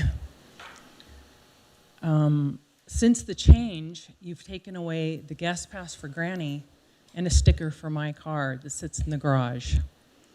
My car is on an alley. I can't block the alley. When my 16-year-old daughter would come home, she's coming home at 1 in the morning for babysitting, I would park my car on the street so that she had a safe place to park her car. We just had a horrible plumbing accident, and I had to park my car on the street and clean out my entire garage. It was soaked, and we had plumbers come over to fix the problem, and I'm out there paying the quarters into the meter. Meters are right in front of my house, and it's pouring rain. I don't want to schlep it up 19th Street because, good Lord, that puddle is crazy. It feels really unfair when I'm living across the street from these huge apartment buildings that they're 1-bedroom apartments. They've got 2 people living in there. They, no questions asked, get a sticker for each one of their cars and a hang pass, which is called the guest pass, right? Well, that's pretty much gone because I don't even have access to a sticker for my own car, let alone a guest pass for my Granny. It just feels really unfair when no questions asked, they get that, and I don't get that. I'm a homeowner. I pay some of the highest property taxes in the country. I think it's crazy. It just seems really unfair.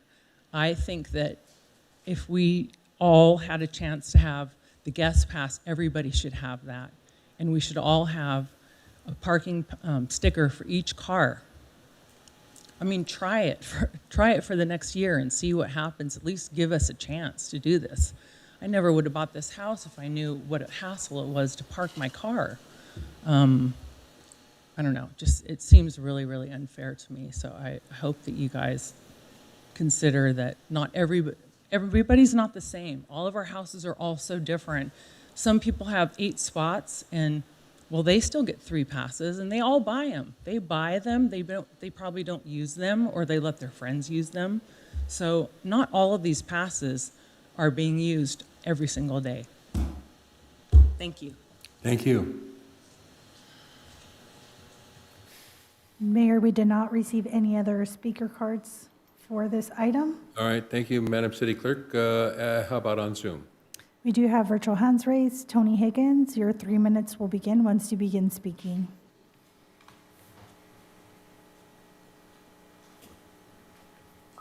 Yeah, hello. Look, I'm going to be blunt, forgive me.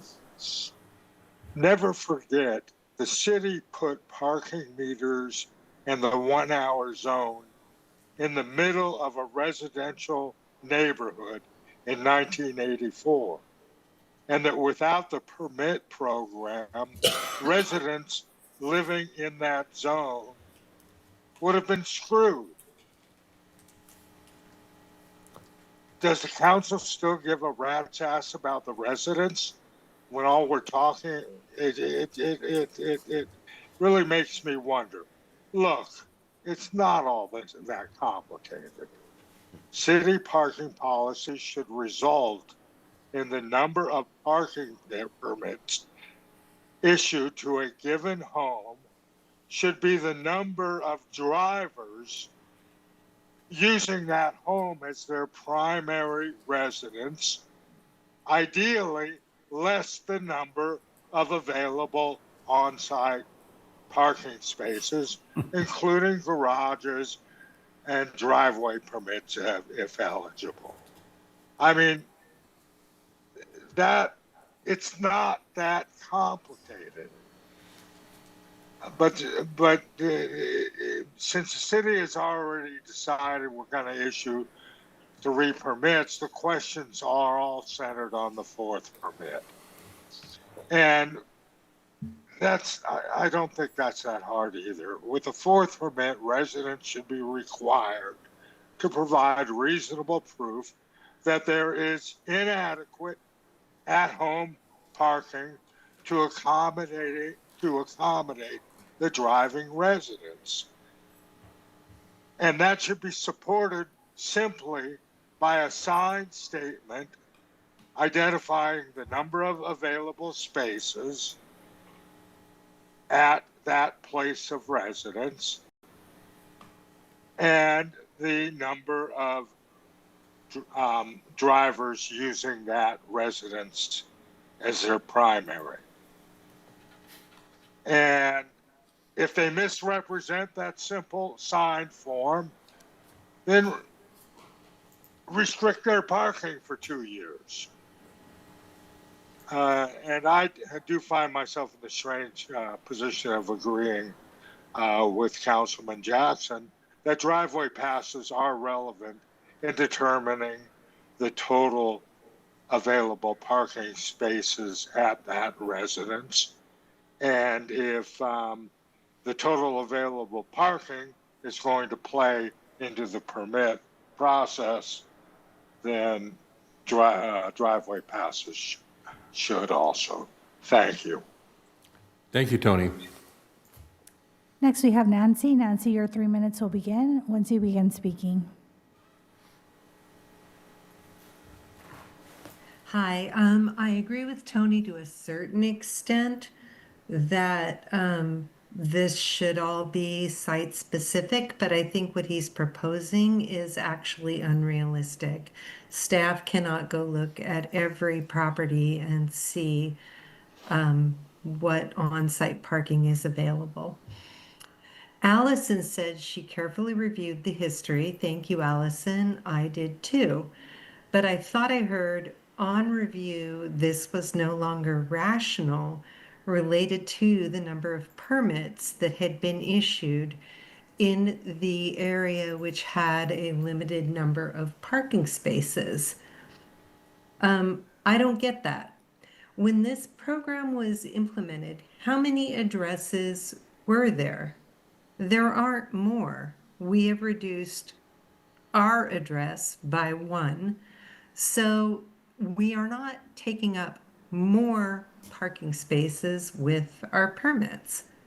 So I don't understand why we would say this is no longer rational when the situation has become less intense.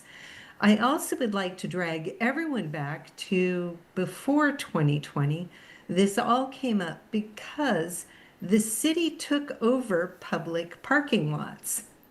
They took spaces which were intended for public parking and designated them as city vehicles only. So the city needed to find more parking. And if you go back far enough, you will definitely find that out because, as I said, I've read them all. And Councilmember Jackson, I cannot even believe you are saying the words you are saying, and your family better not have gotten one residential parking pass. You have publicly stated where you live. It has been publicly stated that you have planters in front of your parking garage. You live on a 2-block street, so I'm not doxing anybody. You have a 2-car garage blocked with planters. You have 2-car driveway parking, and you may be eligible for a parking pass to block your driveway. If your family has one parking pass, you are hypocritical beyond belief. Thank you. Thank you.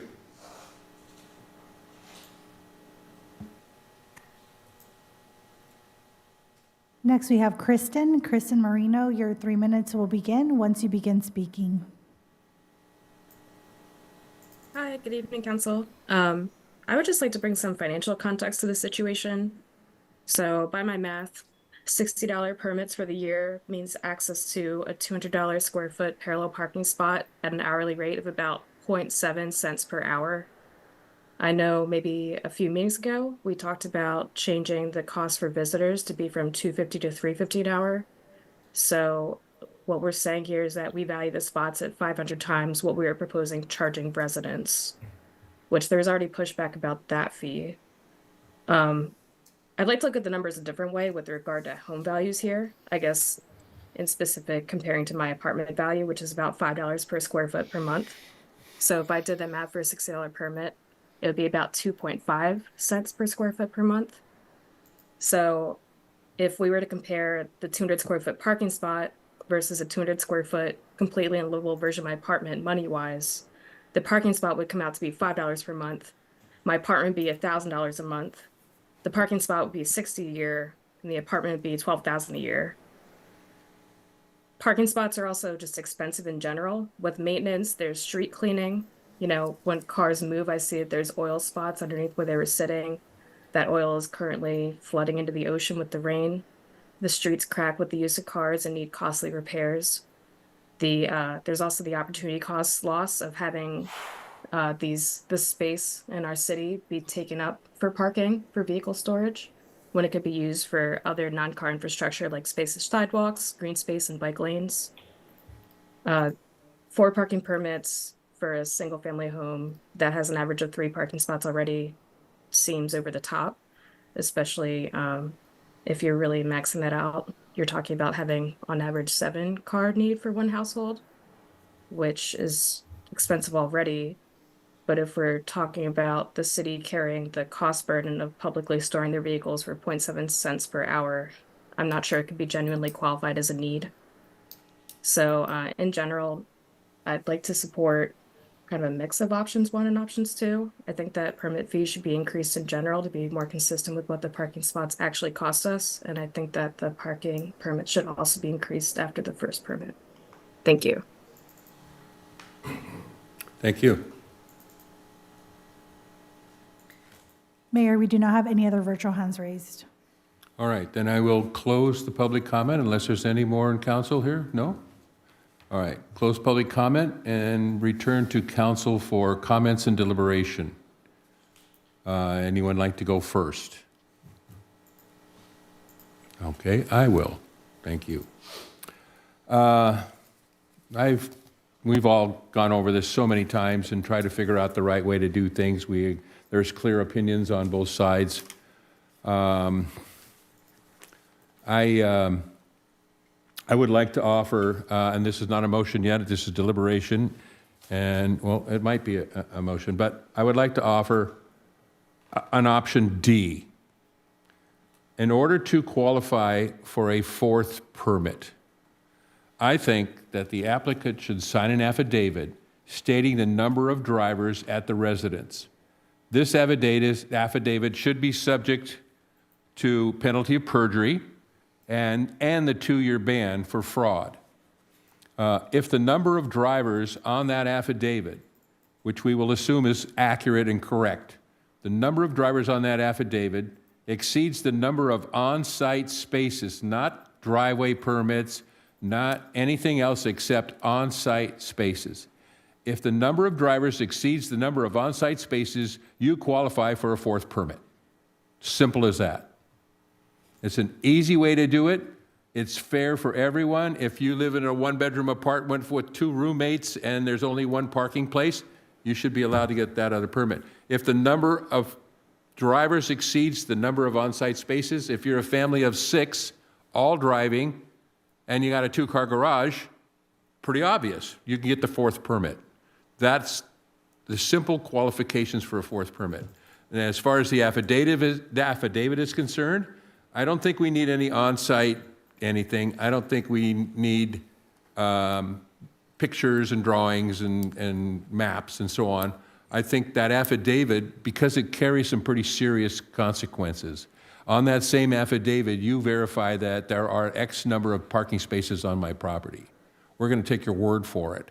We're not going to go out and send anybody out there and spend a lot of money and time for it. You said that and you signed it and you agreed that under penalty of perjury and a 2-year ban for all parking passes for your property, including your 16 kids, I think that's enough motivation for you to tell the truth, and we should accept that. If we find out that you're lying in some way or another, then that's your problem. I'm sorry for you, but that's how we should do this. This is so simple. Actually, I find myself rarely in agreement with Tony Higgins. However, as I was coalescing my thoughts and sitting here, I was almost taking dictation because he was saying exactly what I was thinking. I've been thinking this for several days. I've been thinking about this driver registration versus household residency and all. I'm sorry, that's really still not clear to me, and I don't really care anymore. I'm not interested in that anymore. My idea is option D.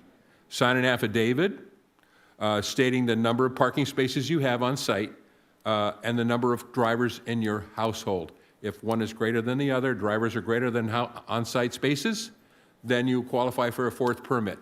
And verification is quite simple. You signed your affidavit and we're going to accept that. Let's move on. So I will make that as a motion. If you don't mind, I move that option D, as I have just described it, be adopted for a fourth permit. Is there a second? I'll second that, Mr. Mayor, with a friendly amendment. Excuse me? So I'll second that with a friendly amendment, if you will. Okay. That we will also look at accept car insurance as other insured drivers if there's a second car not in the driver's name. Let's say, for example, kids, you're an insured driver on your parents' policy. However, the car may not be in your name. Okay, I think that's not necessary. I appreciate what you're saying, and that makes sense to me, except I don't think it's necessary because I don't care about the car registration. This is good for families who, the point was brought up here that if you're a dad and you've got 3 kids and they all have cars, really, are they all going to be registered to the kid? No.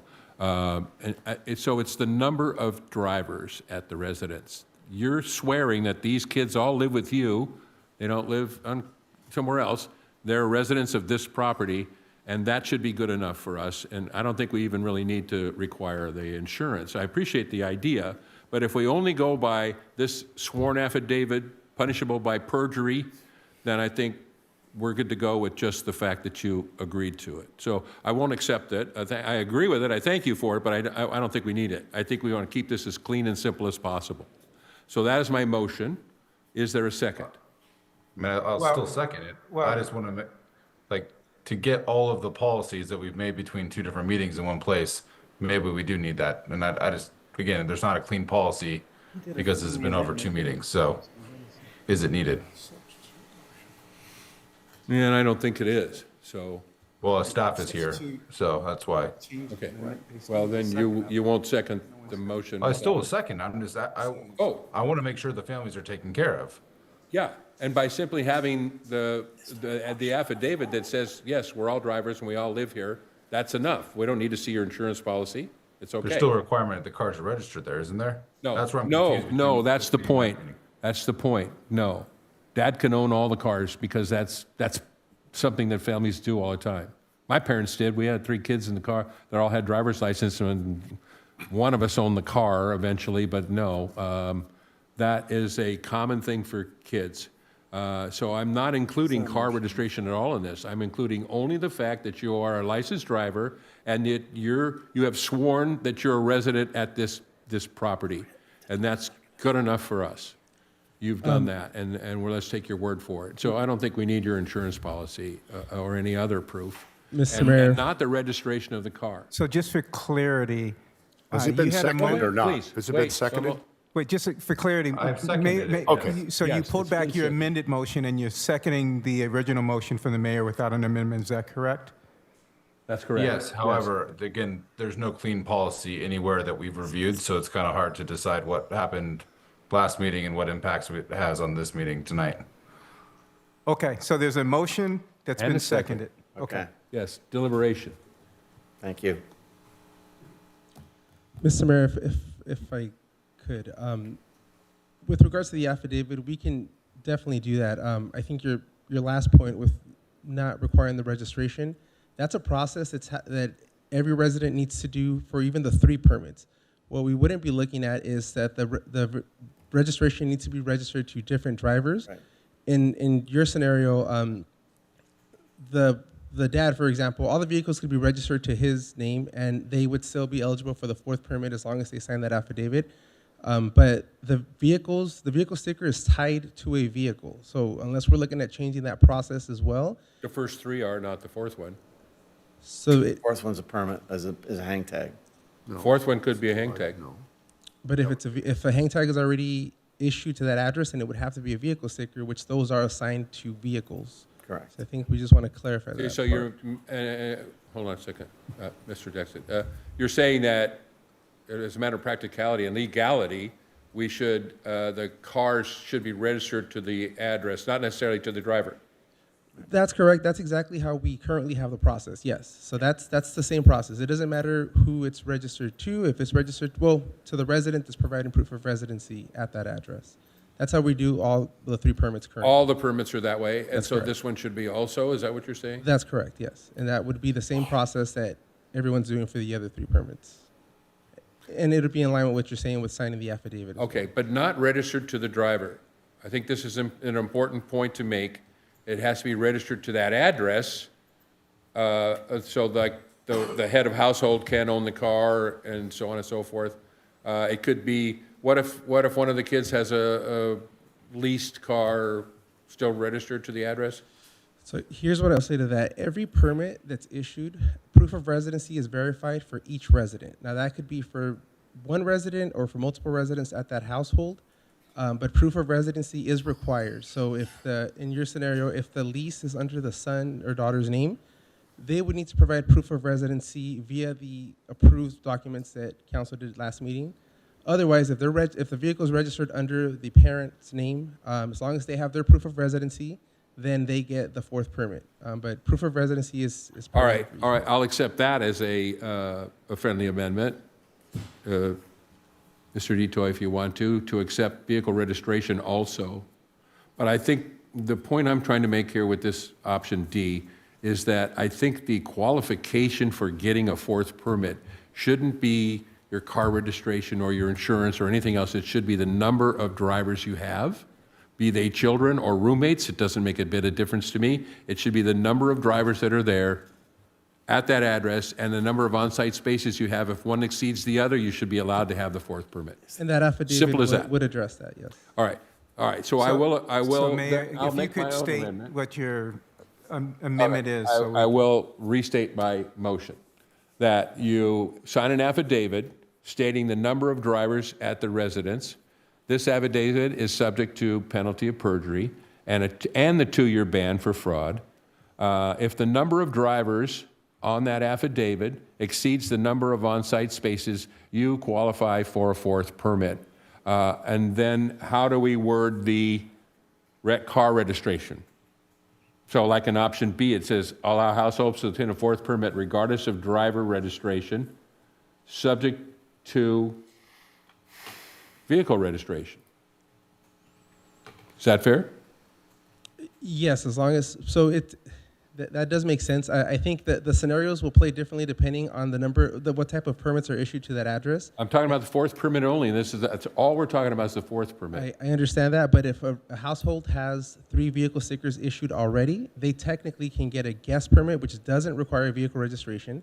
So that scenario will be slightly different. But if the guest permit has already been issued and they're applying for the fourth permit, then the vehicle registration would apply in that scenario. Again, it's keeping the same process that we have currently for the 3 permits. It's just adding that to the fourth permit as well.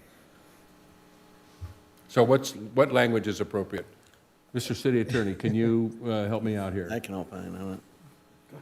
All right, I'm open I to think suggestions. I think that you should, if you want your motion to move forward, is say that the fourth permit can either be a fixed permit within a vehicle or a hang tag, and if it is a fixed permit, it will require registration into the household. That makes sense. All right, so be it. Okay, so I think for clarity of all the council members, it might, if you could restate it using his language. Yeah, using the language, yeah. Go ahead, restate. Okay, one more time.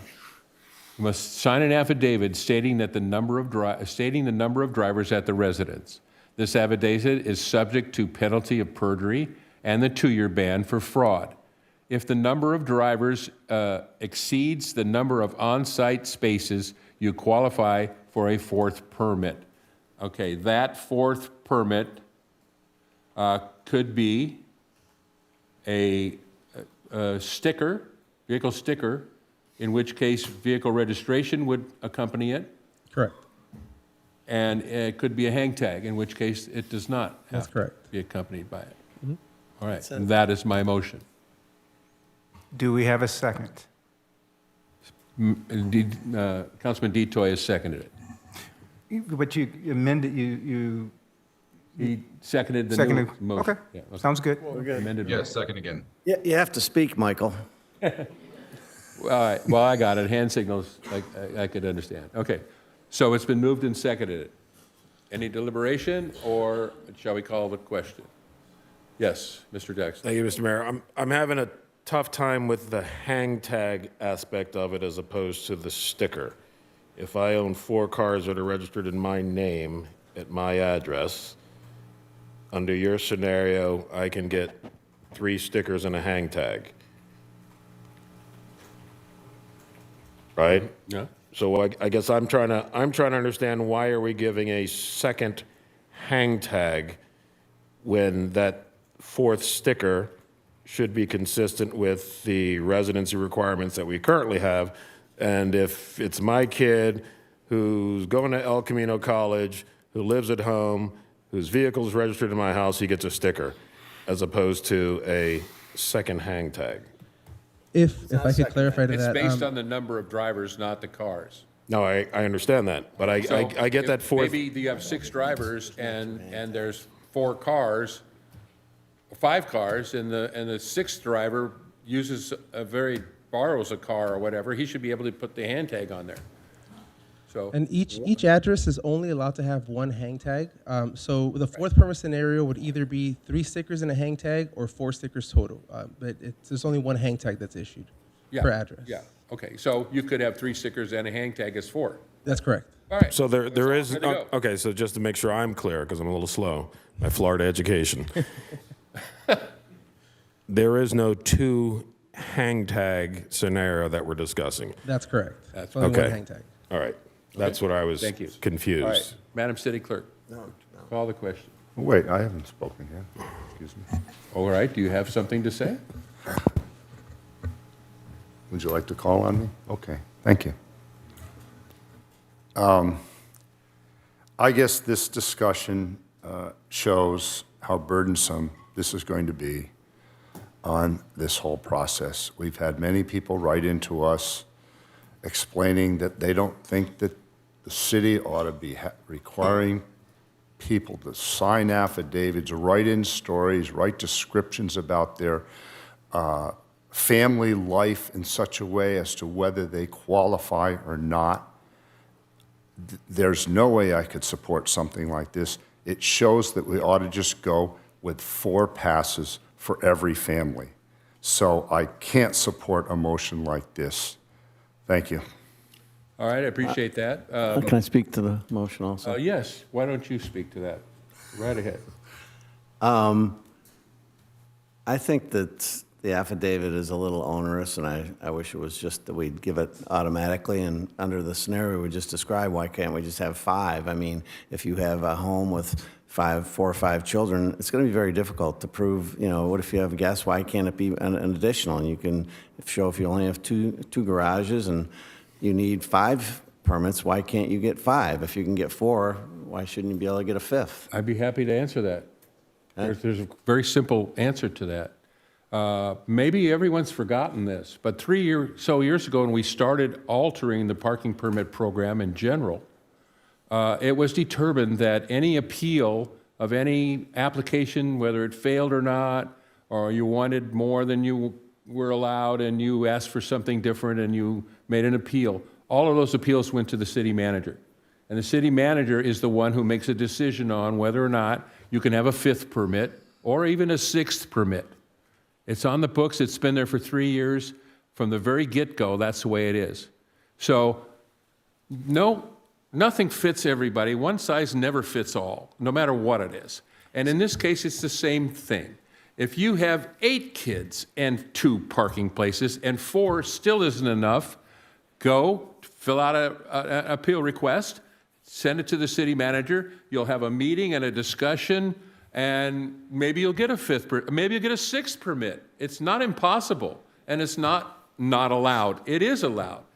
I think I've been working very hard for a long time to try and change Hermosa Beach to be more welcoming and more open-minded about some things, and this is just one of them. And so just apply for the 5th one if you think it's right. You may not get it. I'm not promising anything. Nobody promises anything here.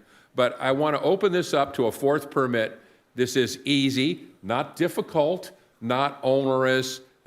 Nobody's looking into your family life, for God's sakes. We're asking you to fill out an affidavit and say, look, I got 6 drivers in this household, and I swear to it.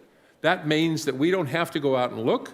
We don't have to count anything. We don't have to look up your family driving history. None of that business. It's not difficult. It's easy. It's simple. Sign the affidavit. This is how many drivers I have, and this is how many spaces we have.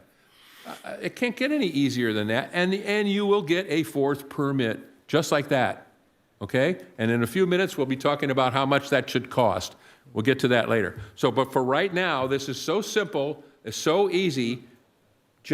This is what I'd like to do. I have a motion and a second. Mr. Keegan, do you have any more deliberation? I just wanted to ask the question of staff. Is that correct, then, that will go to the city manager and the criterion is the same as we just discussed earlier? Unfortunately, that's not correct. So the That's what I resolution thought. does not allow the city manager to issue more permits. It's specific currently to 3 with the option of 4. A language can be added if council wishes to allow that the city manager to do so, but currently it doesn't read that way. I have to disagree with you because I was here the night we did that. I didn't think it was appropriate at all, but the point was that there is an appeal. You can appeal any part of this program, and the only source of appeal you have is to take it to the city manager. And that's the way it was written. If I'm mistaken, I disagree with your point of view on that. I'd like to see it. I'd like to see where it says that. The city manager does not have the right to issue more permits. I disagree. Okay. It says that the city manager has the right to waive the vehicle registration requirement, and I think also proof of residency, but I hate to disagree with you, but it does not state that they could issue more permits than what the resolution allows currently. You can revise that right now if you wish. He's saying you Can got to we do that revise right it. now? Yes, you Definitely can. could. We can revise that right now. Yes, sir. Not in this motion, or yes? Yes. Yes, because we're talking about the number of In permits. this motion, so you can do it now. this is pertaining to the. In this residential. motion, we can revise that to say that the city manager has the opportunity to issue more permits than 4. Yes, sir. Yeah. All right, well, then here's a friendly amendment. Another one. Anyone want to make that friendly amendment? Could I just offer something? So what you're suggesting is that instead of a 4th permit is allowed under that criteria, that a 5th one would be? No, I'm Well- saying these are the criteria for a 4th permit. This is What so are the simple. criteria for the 5th permit?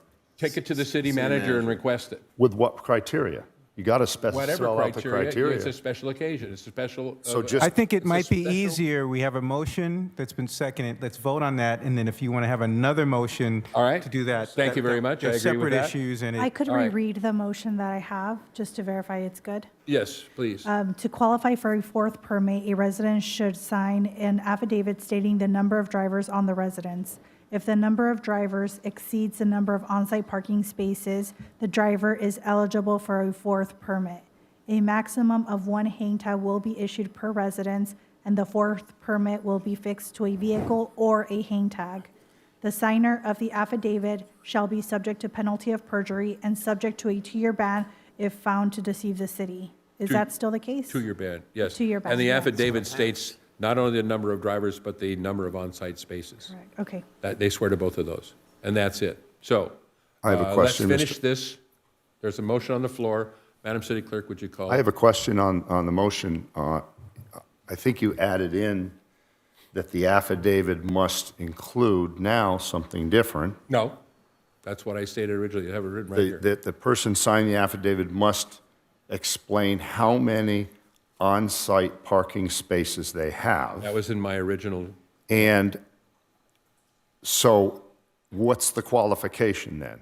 Nothing. They sign an affidavit that says this is the truth, and that's it. And how many on-site spaces would disqualify them? If, Yeah, happy because to it's- read it to it you ha- again. I don't know how many times you have to hear it before you understand it. Mr. Mayor, The please, number of let's drivers have some exceeds the- courtesy here and explain what the person needs to explain in the affidavit as far as on-site spaces. It has been said and resaid and now restated by the city clerk. Is it a I will garage? do it one more Is time. it a garage?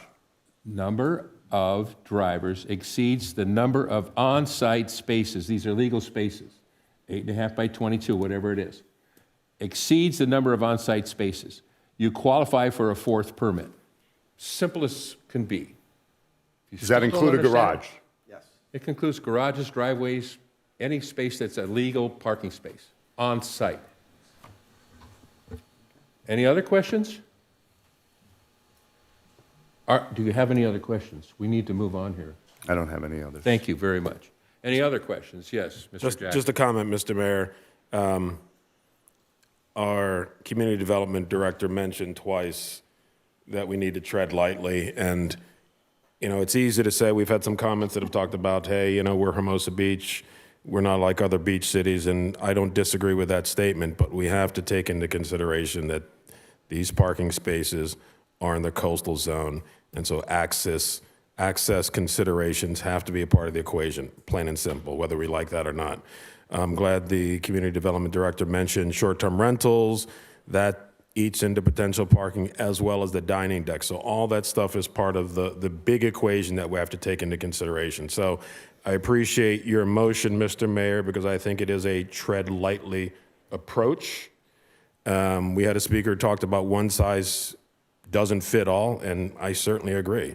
My situation is different than hers, and it's different from his, and it's different from everybody else's. So I think this takes that balance into consideration without opening the floodgates, which is what the general concern was. So I appreciate that, I think, tread lightly approach that I think your motion is consistent with. Thank you. Madam City Clerk, will you please call it? Councilmember Francois, Abstain. Councilmember Jackson, Aye. Councilmember Keegan, Aye. Mayor Pro Tem Detoy, Aye. Mayor Seaman. Aye. Motion carries. All right, thank you. Now on to the matter of the city manager's authority. Jason, do I just simply make a motion and we discuss it and vote on it? Do we have to go Yes, you back to can make public it, comment? you can make a motion, then you just follow the normal process. All right, so therefore, I move that the city manager's authority be extended to issue additional permits in special circumstances at his discretion, his or her discretion. And that's simple. That's simple. 1, 2, 3. Is there a second? I'll second that. Moved and seconded. Discussion, yes, Councilman Detoy. Mr. Mayor, why did we waste 4 meetings on this policy if we're going to throw everything we just discussed and give the power to the city manager with absolutely zero guidelines? This is why I respect where you're coming from. This is crazy. Okay, well, I appreciate your opinion. However, There's no what guidelines. we don't. No guidelines. Okay, we're not throwing anything out the window. There's no guide. No, we created a policy based on what you just approved that had 4 permits by the net difference of the spots on site versus licensed drivers. All of the above. And now what you are now proposing is that none of that matters, that 4 does not matter. And if the city manager approves it, you can get 8 permits, 10 permits, 12 permits. Well, that's There's zero guidelines to what you just proposed. That's not true. It's 100% true. It's exactly the way it used to be. The city manager could say, no, you can't have 3 permits. We'll agree to disagree. There's absolutely no guidelines anymore, so we wasted 3 meetings. Well, I disagree with you. Thank you. Mayor- I think what we've Mayor? done is we've gone through all of these options and proposals and so on and so forth, one by one. We've deliberated the heck out of all of them, and we've come up with what we have now is our parking permit program. It was my understanding that 3 years ago, the city manager had the right to approve of or deny any appeal on the parking permit program. And now I find out that that's not quite true, and I want to fix that. I want to make the city manager have the ability to look at any appeal and say, this is a very special circumstance, and I'll allow an extra permit or 2. I think that doesn't make anything less of what we've done in 3 meetings at all. I think it's just putting things the way they should have been in the first place. If the city manager has the right to deny appeals, that person should have the right to approve appeals if they are special circumstances. So, any other deliberation on this? Mr. Mayor, if I could? Yes. I had asked Hold first. it. I've recognized Jackson. I was asked before him and you granted it. Excuse me. Okay, Ray, do you mind if I go here first? Okay. It's fine, Mr. Mayor, your prerogative. Councilman Jackson. Why don't you, Mayor, why don't you just cap it at 7 and call it a day? Just put a cap. That doesn't allow a rogue manager issuing and handing out permits on street corners. Oh, I don't really want to do that. I want to cap it at anything. If I was going to cap it at something, I'd cap it at 6. Then do that. Oh, that's a possibility. Well, thank you for the idea. Any other comments? Thank you, Mr. Jackson. Mayor.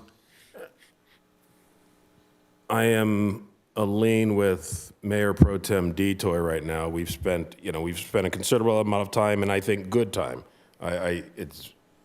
We need to do this right. I am of the belief that we should see how this goes moving forward for the next year or 6 months. I think the year is the proper amount of time. In that year, if we ascertain that there are tweaks that need to be made, I think we look at it at that time. But I think to expand anything outside of 4 is no longer treading lightly, that we were very deliberate in moving forward with. I like the squat and hold sort of scenario that we have. Let's cap it at the 4. if we get 100 people that come back next year and said, hey, we need more, which, I would be shocked we did, we consider at that point. But I think adding additional authorities and additional potential permits is not necessary at this juncture. I appreciate that, and I also do not anticipate having tens or 20s or hundreds of people applying for a fifth or sixth permit. I'm only trying to say it under the same logical thinking that nobody fits in the same box the same way, one size never fits all, that there could be possibilities of a family situation or a very special several roommates in a one-car garage and so on and so forth. There could be a reason to have an extra permit or two. And that's all I want to do to that. I don't want to make it wide open and then having the city manager giving away permits and so on and so forth, willy-nilly, just based on whatever he thinks.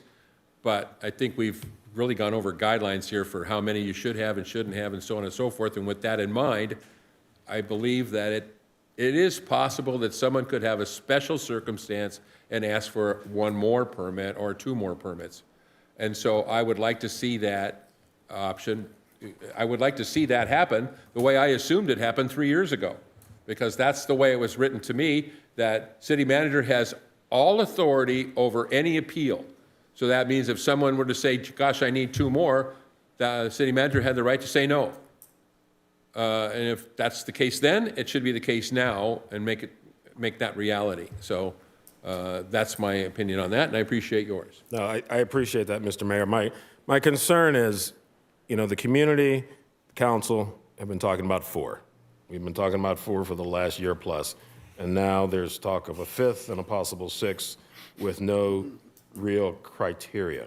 And we can what if it to death. We've not had, to my understanding, a single person who says, I need a 5th, I need a 6th, in addition to the 3 or 4 or 5 that I currently have, whatnot.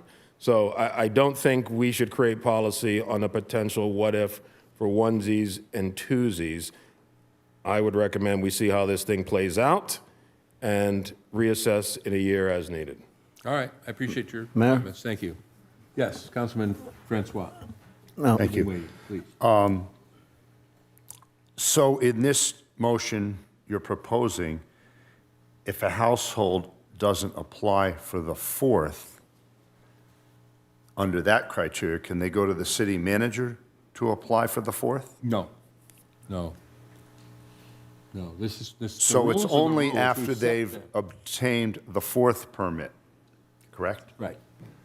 So, and no criteria listed, but if special circumstances are allowed, they've qualified for the 4th, they can go up higher, and you're not going to list any specific criteria. It's going to be up to the city manager to decide. Okay. And the way we had it before was the city manager could review it based on criteria, but now we're moving it forward with the city manager just considering special circumstances. For example, a roommate situation where there's 5 drivers and 5 cars, similar situations like that. No, nobody said that at all, that the city manager can make up anything they want, Well, and that there is no criteria. there isn't any, right? 3 years ago, there was never a criteria. It was up to the city manager to make all appeals, to hear all appeals regarding the public parking Okay. permits. This That was the way it was set up. Okay, well, And I'm, now I think that's the way it should have been set up. I find out that that's not the case, Yeah. which is a total I mean- surprise to me. I've been going 3 years now thinking that the city manager had all the appeals power that there was, and they don't. well, appeal power is something different. That's when it's appealed on specific Someone would be criteria. appealing But the what fact- you're suggesting now is to go beyond that, and any special circumstance, someone can come in after they've obtained the 4 and appeal to the city manager to get a 5th, for example, 5 roommate situation, grandparents needing assistance, caregivers, all that.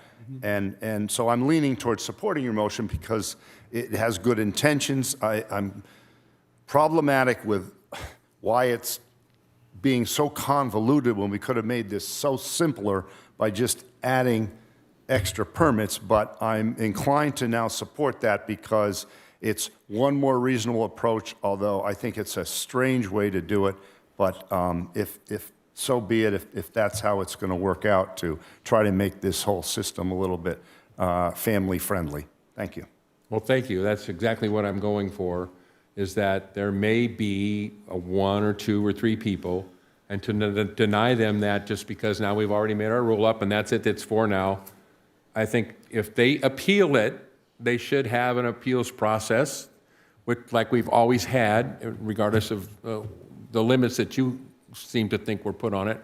There was always an appeals process. They could always say, how come I didn't get two? You only let me have one. And they take that appeal to the city manager. And the city manager had ultimate authority over appeals. And I want to make it that way, because that's the way I thought it was always, and it should be that way. And if I could just clarify, just for my understanding, so I think regardless of the number of permits that we're asking for outside of 4, the process would be to get a 4th permit. The affidavit is required as you listed. Anything past the 4th permit would require city manager approval. That's right. Okay. Simple as that. Yeah, we've already gone over the 4th permit. It's done. We voted on it, and it's been approved, and that's what we're going to do. Now I'm saying that if you really honestly have a problem and there really needs to be another permit or two, then you should be able to go to the city manager and ask for it. And that's the way it should have been. That's the way I thought it was. And that's the way I think it ought to be. And that's simple as that. So then your motion is to give the city manager the authority to approve additional permits over the 4th. Mm-hmm. And if it makes everyone feel better to make it 6. Wait, just anything over, anything over and above 4. Yes. You authorize the city manager to review it and make whatever decision he wants to make. That's your motion. That's correct. Is there a second to that motion? Yes. Okay, motion and second. No other deliberation? Madam City Clerk, call the question, please. Councilmember Francois? Yes. Councilmember Keegan? Aye. Councilmember Jackson? Absent any specific criteria, no. Councilmember Keegan? I already said aye, but I'll do it again. You mean Mayor Pro Tem Detoy? No. Mayor Seaman? Yes. Motion carries. All right, thank you. All right, on to the I next. have another motion, Mr. Mayor. Okay. Thank you. There's been a lot of correspondence and people a little concerned about the guest parking pass program, and I would like to make a motion that we remove the guest parking program from this program and allow it to be eligible for every resident, in addition to what we've gone over, one guest parking pass. Is there a second? I'm not sure I understand the motion.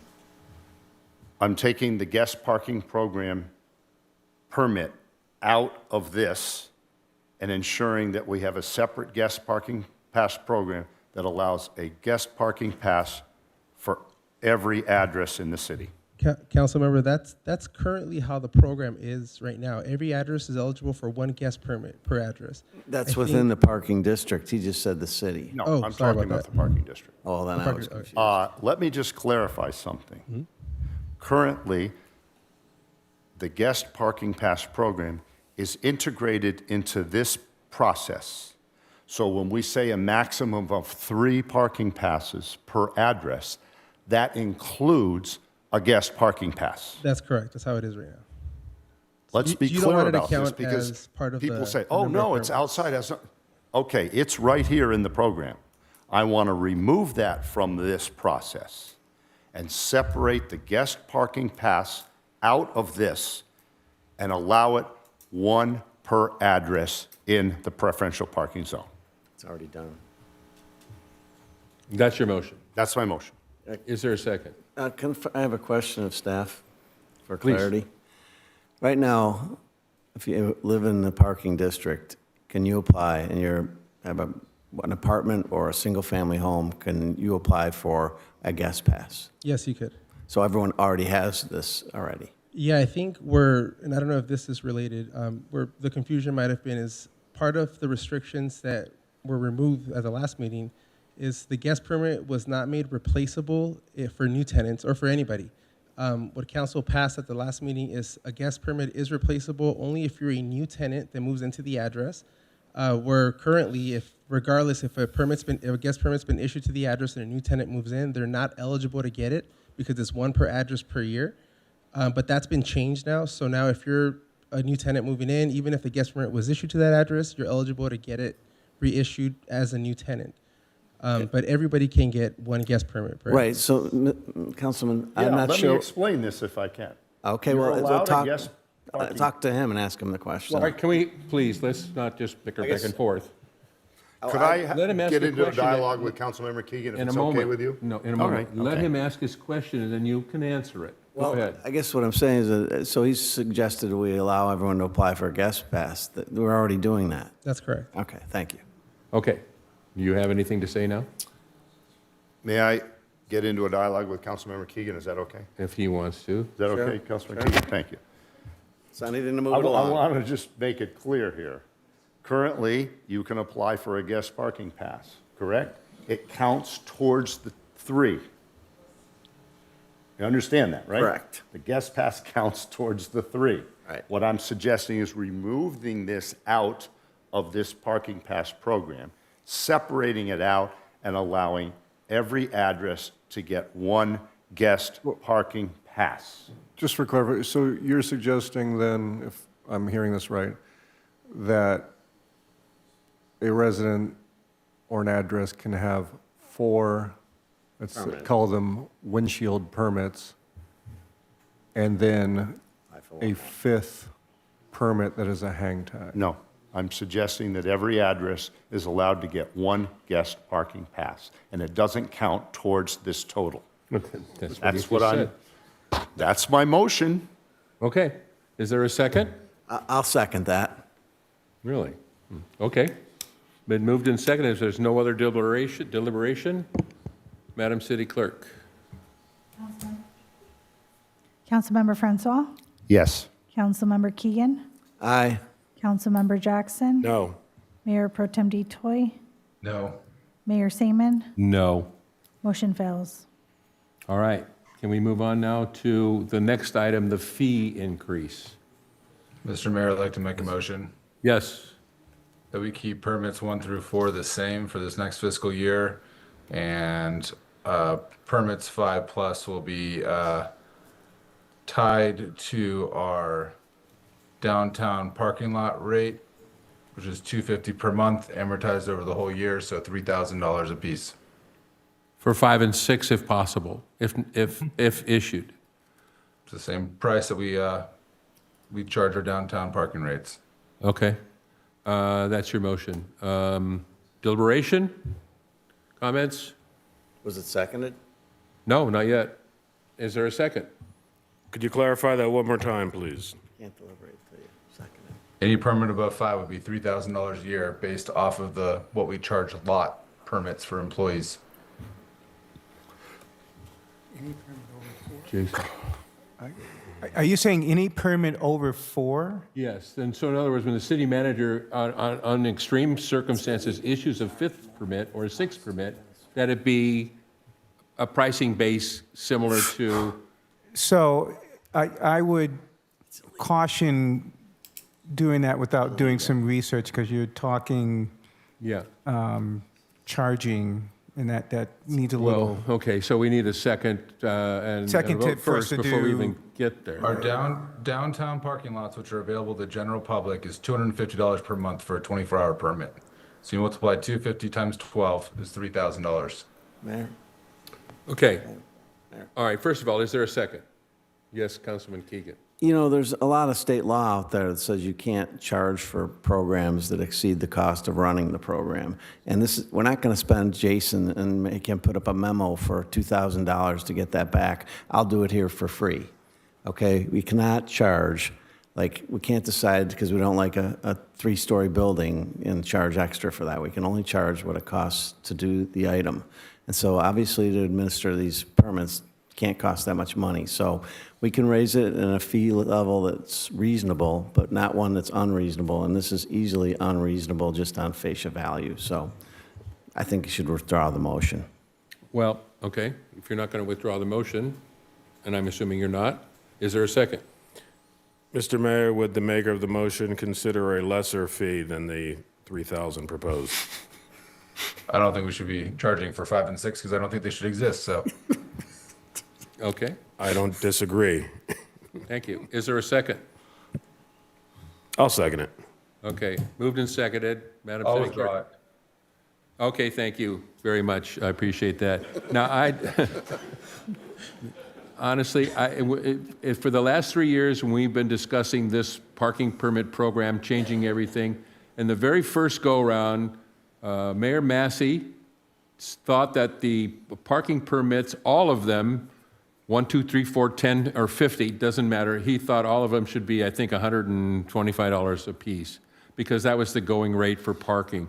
And I said at that moment, and I'll say it again now, this program is not about money. We're not doing this to make money. This is not a revenue stream for the city of Hermosa Beach. At the time, I asked the city manager, I said, what does it cost to administer one permit? And she said, $45 or something, $42.50 or something. And I said, okay, great, then the fee should be $45, period. That's it. It should only cost us, it should only cost the parking people exactly what it cost us to administer the program, as Councilman Keegan mentioned just a few minutes ago. That was 3 years ago. And I'll say the same thing today. This should not cost more than any permit, 5 and 6 included, more than what it cost us to administer them. And those 5 and 6 permits would be the same administrative costs as 1, 2, 3, and 4. So my motion is that we leave it at $60, which it is currently now, not raise it to $75, not raise it at all this year, and let's see what happens next year when we have new parking meters and new readers and so on. There's a whole new world out there of parking. Let's see how that affects the administration of this program. And maybe we want to raise it or lower it or keep it the same. But for the moment, my motion is leave it at $60, no changes until next review next year. Is there a second? I'll second that. All right, it's moved and seconded. Councilman Jackson. Comment, Mr. Mayor.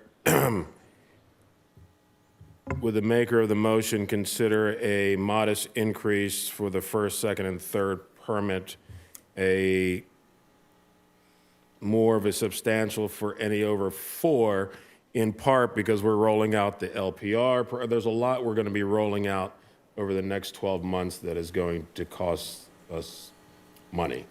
And so to the extent, point of reference is Redondo Beach for a 4-hour coastal zone permit, 4-hour max, is $195 per vehicle. So the fact that we can store a vehicle for 3 days, 72 hours at 16 cents a day is pretty generous. So I think a modest, particularly when you factor in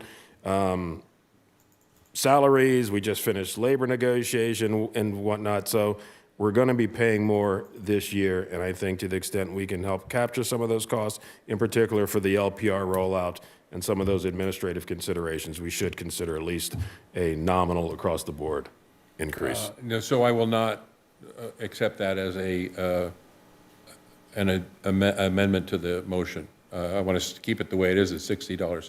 Yes, Councilman Detoy. Mr. Mayor, you'll probably know where I'm going with, where I'm supporting or not supporting this motion. However, if you are appealing it to the city manager, he or she does not work for free. They do have an hourly rate associated with their time. There will be an appeal process. We'll take time to probably review. I know it's probably not going to be insane, but therefore I do think 5 and 6 should be commensurate with the cost of their time. I appreciate that, but I Mayor? think it's nominal, and I disagree. And there's maybe 1 or 2 of them going to happen in the first place. We have no idea how many there are. So I'm an against. No, I don't want to accept any other amendments. That's my motion. Any other deliberation? I just wanted to point out that, yeah, I mean, we're going to get 20 or 30 of these, I imagine, and what are we going to charge them, an extra $30 and raise, $90 or something? For what? No, to raise it. I mean, how much are you going to raise it for the? We're not raising it all right now. Yeah, Let's no, do it I next think year. it's a small number, and if it's a bigger number and we decide we need the revenue, we can always address it in a year, so. I agree. Thank you. Next year, we can talk about it. Next year, when we review this program again, the LPRs will be installed by then, I believe, and they'll change the whole face of parking in Hermosa Beach in general. So that'll be a time to discuss raising the rate. So for right now, I think we leave it at $60. Any other discussion? Yes, Councilman Francois. Thank you. I'm inclined to support the motion, but we do need to be conscious of the fact that our previous city manager told us it cost $45 for each permit, but since then,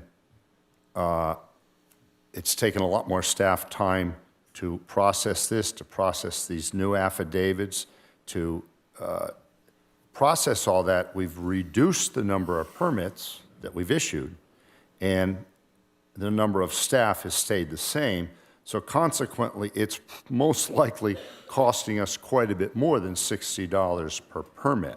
So I'm inclined to support this, but we need to be conscious of the amount of staff time we're utilizing to implement this program. And I'd like to see more numbers in the future so we can come up with a better analysis of what to do with these fees in the future.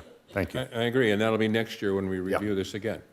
That'll be the time to look at the new numbers and say, well, look at the changes you made last year are costing us $10 a permit more, so we could raise it to 70, or it's $100 more, we're at under $60, but that'll be next year, not now. So I believe we have a motion and a second. Is that correct? Deliberation is complete? Yep. Anyone else? All right, Madam City Clerk. Councilmember Francois, Yes. Councilmember Keegan, Aye. Councilmember Jackson, No. Mayor Pro Tem Detoy, No. Mayor Seaman, Yes. motion carries. All right, thank you. So that's the end of the parking permit questions. Let's move on to item 17B, consideration of Hermosa Beach Museum expansion. Yeah, it's been suggested we take a 5-minute break. I think that's fine, everybody. Thank you. We're already gone to the bathroom, so.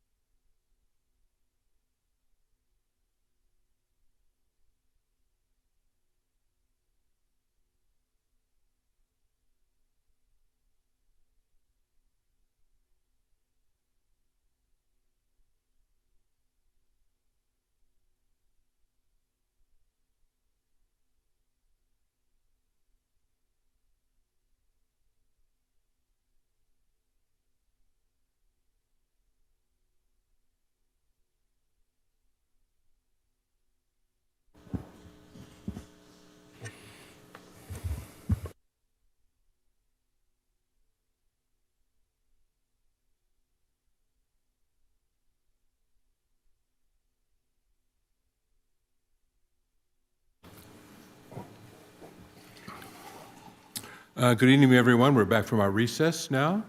And during the recess, I realized that we have one more item regarding the parking that we did not address.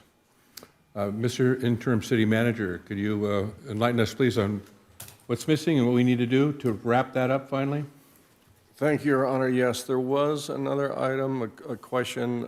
Paul will go over it now, but this was whether or not to grant staff the ability to withhold issuing parking permits if the applicant had outstanding debts with the city.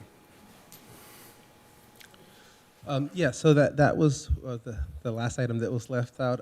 So that was a request by council to bring back to this meeting, whether or not we want to look at options of either allowing residents who owe outstanding cities fines, such as administrative citations or an outstanding business license debt, to still get a residential parking permit, and that was going to be up for discussion today. Thank you. Mr. City Attorney, do we need to go through public comment and so on, the whole process for this item? I believe we do. Is that correct? Yes, that's part of it. We go through the whole process. Okay, that's fine. I just wanted to double check. Okay, thank you for that staff report. It's basically, that's really not my, let's see, that was about 15 or 20 seconds, but it was good. But it did have everything we needed. Thank you. Short and sweet and to the point. Is there any questions of staff on this item? No. So we're back on 17A? Yes. Is that correct? Yes, 17A. Yes, the staff report on page 6. 17, yeah, 17A. This is regarding permits for applicants with outstanding balances, and the question is whether or not you want to withhold issuing permits to any applicant that has outstanding balances. And no motion was made with regards to that? Correct. No. So no actions have been taken on it? Right. But we do have to go So through do we the have to process. vote to put it back on the, to move back to this item again? No. Not to my Or are we knowledge. still on this item? We're We haven't moved to the next We're item. still essentially on the same item, but we do have to go through the process. We did not discuss it in Right. public. We're and so still on 17. It's not a public hearing, so you can stay on it. It Okay. wasn't closed. All right, are there any questions of staff regarding this item? No? Seeing none, thank you, sir. Let's go to public comments then. Madam City Clerk, is there anyone in-house or on Zoom? Now is the time to provide public comment on this additional discussion topic for item 17A. We did not receive any speaker cards, and we do not have any participants via Zoom with their virtual hands raised. Okay. Councilman Detoy, did you have some comment or anything? No? Councilman Jackson? No? Okay. We're in public comment right now. We'll be coming back. Yeah. We'll come back. All right. So let me, seeing no one making comments in the public, so I'll close public comment, bring it back to the council for comments and deliberation. Anyone have any suggestions or deliberation or a motion? Yes, Councilman Jackson. Thank you, Mr. Mayor. Thank you, staff. I move that the city, that part of the residential parking program include a provision that denies any residential parking permit for any individual or that addressee with outstanding fees owed to the city. I second that. All right, we have a motion and a second. Deliberation, yes, Councilman Francois. I think that the motion needs to be clarified with more specifics based on the staff report, the problems with the possibilities of addresses, people, when there's a whole bunch of serious issues, and it's not as simple as that. So I would prefer if the motion could be more specific as to how this is going to be implemented and what exactly it means. Would you like to make a substitute motion, or would you like to make a friendly amendment to the motion? No, I think that the staff report is clear on the problems it presents as far as trying to prove when someone is delinquent with something, you get a ticket, you're in the process of disputing it, you haven't paid it, it goes to collection. There's just a lot of variables, and the mechanism for recovering overdue balances we have and we rely on in the city like most other cities do. So I'm just concerned about that whole approach, and I would think that if the council was going to really implement something like this, it would have to really get specific about how, why, and where it's going to determine when someone is delinquent to be able to put them in this category. Well, okay, I appreciate your point of view.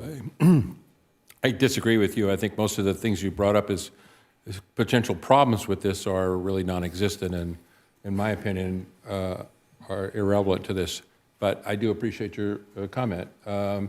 Any other comments or deliberation? Well, I will mention that even in the report, it says the policy should be implemented carefully, and it says if we choose to go this approach, staff would need to focus on developing procedures for debt verification, handling appeals and disputes, and ensuring clear communication with residents, and to maintain public confidence and operational efficiency.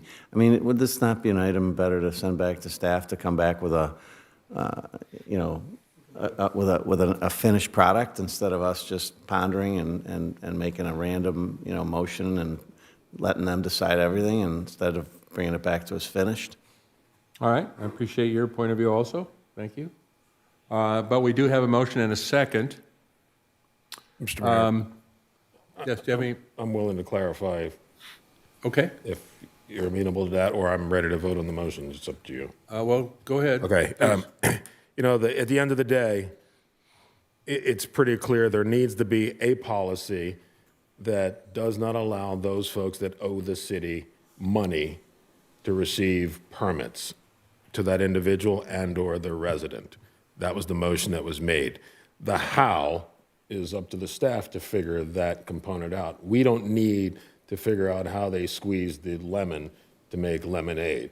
We are now directing them that is the guidance, that and they will figure out how to make that happen, the how and the when. So that we're giving them directions to institute this policy, and I'm comfortable with that motion, and I don't see a need to further delay this, particularly in light of the fact that parking permits are going to be issued in the next few months. So I stand by my motion. Thank you, Mr. Mayor. Thank you, that's a good point. Also, Councilman Detoy, do you have an opinion? No, the only thing I have questions about too is if there was an illegal short-term vacation rental at this house. I know that that's probably part of the fees that you clarified, things like that. Is that correct, the motion maker? Any outstanding fees owed to the city, period. Full stop. That would include $200 for leaving your trash can out overnight, which is a fee that you might have to pay, a fine you might have to pay. And so, as I understand it, are we going to be going over fees and so on and so forth in the coming future? Yes, Your Honor, we're going to bring those back. It's with the subcommittee right now. We're going to set up a meeting, go over those, look at any hot button issues or red flags, and bring them to the larger council. Okay. Mr. City Attorney, do you see any problems with implementing this now, and with lawsuits saying I can't get permits because they say I owe money and I don't owe money and I'm suing the city? And do you have any thoughts on that subject? Well, the guidance I believe I provided was, you can do this, but it needs to be identified in like a resolution or an ordinance. That's the policy, So my understanding is the motion is back to the staff to, put together that framework to come back to you with the policy for your approval.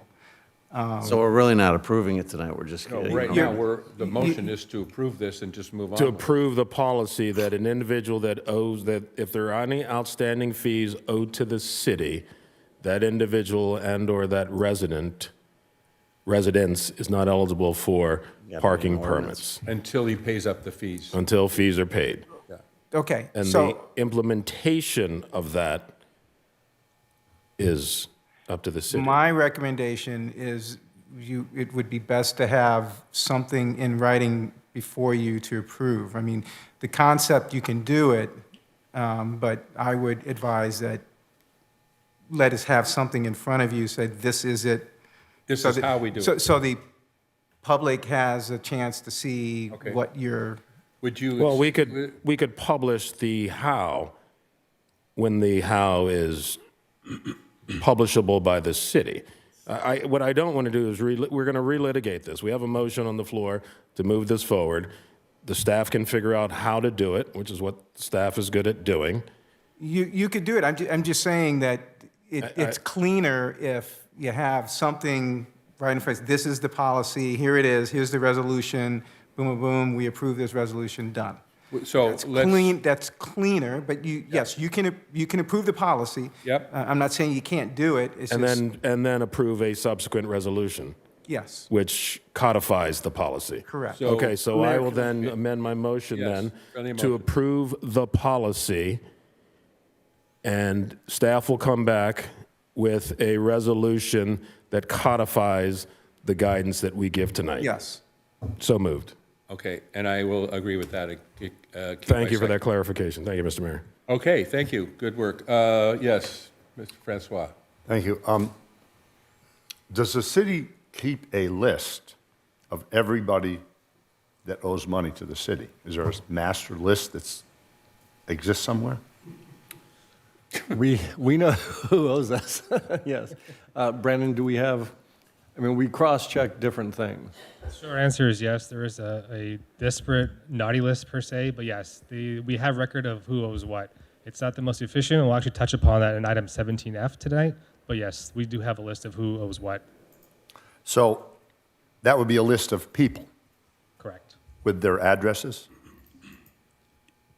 At the issuance of citations, yes. So is this motion here to link the address to the person or just the person not getting the pass? How would that be cross-referenced? From what I understand, the motion is the person or the addressee, so it would be essentially tied to the person. So if this person has an outstanding citation, regardless of where they live now, when they're applying for a residential parking permit, they would be ineligible until they make the city whole with the amount owed. So would that mean anyone that lives at that address, even if it's not that person? That's a point of clarification that I think staff needs further That's- guidance on. Is it the house or the person? It is both. So, for example, if Ray Jackson owes $200,000 to the city, and I live at 117 Smith Street, my wife can't come through the back door to get what I couldn't get through the front door. So that's why I specifically in my motion said the individual and the residence itself. CE, okay. I understand that situation. I think something to consider, though, is if there's an apartment or if there's movement, how would we know to essentially recertify the address that is now eligible? For Right. example, a resident in an apartment has a fine and citation, pull a doesn't building pay it. permit? If that address is on that list and a new resident moves in, if the motion stands as is, that essentially that location is quote unquote on the ineligible list for that period, if that's the intent. Well, so these details is what we would be asking staff to come back with. That could be codified in the resolution. Right. So if there's a... Let me so if there's a- clarify, it's it'd be an ordinance, not a resolution. Right. My apologies. That's fine. That's my fault. I used the word resolution, so that's on me. It's But ordinance. the point is, with the mistake. recent amendment that we made to the original motion, that all we're approving tonight is, yes, we want to start collecting these fees before we issue permits. Now, how does it happen? Is what you bring back to us. Well, so if there's a roommate situation, you got 5 people living in a house, one person owes a back parking ticket, is that going to disqualify everyone in that house from getting any parking permit? If the current direction is the person and the residence, yes. If one person has and the whole address isn't eligible, then yes, all 4 or 5 people in that location It would not be depends on what eligible. council approves. We'll bring back options. And then that person could move out, then how do you know when the person moves out? I mean, what? This is what they're going to bring back to Well, us. I'm just wondering how scenario is going to work out here. We don't know that Because until they it's- bring back the information. Well, That's what the whole point is of no, it the isn't. amendment. Let's get the motion down about how it's going to apply. Because that's only one of the many different problems I see with it. Mayor? Yes, please, Councilman Well, Keegan. I mean, we just asked the manager about, and then we're going to see options in the resolution. The resolution has to be kind of finished, or else it's going to keep going back and back and back and forth. I mean, it's a bigger issue also. Where's the due process? Say that I haven't paid this ticket. Could I sue us and say, I didn't get it? I owe a parking ticket. I'm still waiting for my hearing. I'm appealing it, and now I can't get my pass today because I'm appealing my hearing. Sorry, just for clarification, the parking citation currently right now, you're ineligible, and the current resolution, if you have outstanding a parking citation, you're ineligible for a permit. The interesting part of that, though, is that you're not eligible for a hearing until you actually pay the citation. So there's this weird quasi limbo region where as long as you're paying, you can still be eligible for a hearing. In that instance, you would be eligible. I just mean I want it more organized instead of us making more choices. But if you guys want to do it this way, then. How can it get more organized than to approve the idea of collecting the fees before we issue the permits and then bringing it to staff to clarify how and when and so on, which we will come back and discuss at a later date. Right, we're bringing back the resolution for your We're only- discussion. Oh, actually, not even a resolution, but we're going to bring back a staff report. Right. That will turn into a resolution based on what you approve. Okay, so this is just advisory. Yeah, then. right, we're not bringing back a done, finished It's just an resolution. advisory vote then, yeah. All right, Yeah, it's a vote to send it to staff okay. for us to bring something back. To approve the policy, for the staff to come back with codification on the process. Yes. Yeah, and Okay, methodology, got right, it. absolutely. Okay, any other questions? No? Seeing none? Madam City Clerk, call the, Councilmember Francois, Abstain. Councilmember Keegan, No, Councilmember Jackson, Aye. Mayor Pro Tem Detoy, Aye. Mayor Seaman, aye. motion carries. Okay, that cleans up that little bit of business. Let's move on to, if I'm not mistaken, 17B, the consideration of Hermosa Beach Museum expansion. Mr. Mayor, Yes. is now the time to bring up that other parking issue that was, do we need to highlight? Or do we want to discuss that? Your choice. We can bring that back under a future agenda item. Can we bring it back when we bring back this other thing? Or the second reading if it's an ordinance, right? Was there some discussion during the break that we don't know about, or what are we referring to It here? seems like A there was question was asked regarding the residency requirement, and there was two different understandings of that. And so Councilmember Jackson was going to raise the issue when the meeting restarted. Because the question was, we specifically voted against owner non-resident permits. My understanding that there are some owners that have been coming through the back door to get a permit based using a utility bill when they are not residents of Hermosa Beach. So the question is, how do we close that loophole? And is that something that we want staff to come back with a recommendation, or do we need to discuss that? I think would like to see staff come back with a recommendation on it. And if you're not clear yet, the idea is that a landlord, for instance, who owns an apartment building, we denied them from getting a pass to go when they want to have to go a business at the apartment building.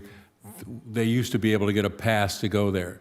That pass was a pass hang tag. You can move it around and so on. Landlords would love to get one of those and then use it for a party or lend it to their sister or whatever. And we eliminated that when we made our last round of changes.